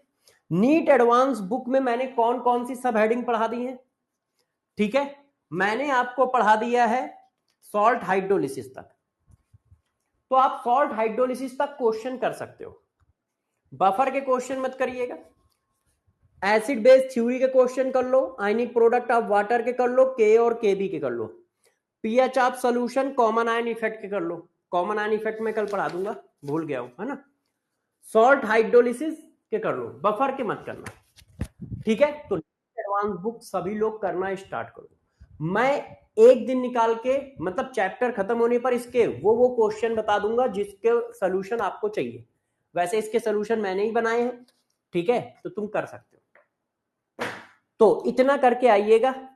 सॉल्युबिलिटी प्रोडक्ट अभी नहीं पढ़ाया है, बफर अभी पूरा खत्म नहीं हुआ है, सॉल्युबिलिटी प्रोडक्ट मतलब 2 क्लास और चलेगा, कल वाली क्लास पूरा चलेगा, इसके बाद थोड़ा बहुत जो बचेगा वो अगली क्लास में चलेगा।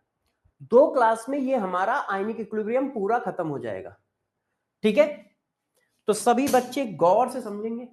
और आज लाइव क्लास है 5 बजे ऑर्गेनिक की, आज लाइव क्लास है 5 बजे ऑर्गेनिक की YT पर।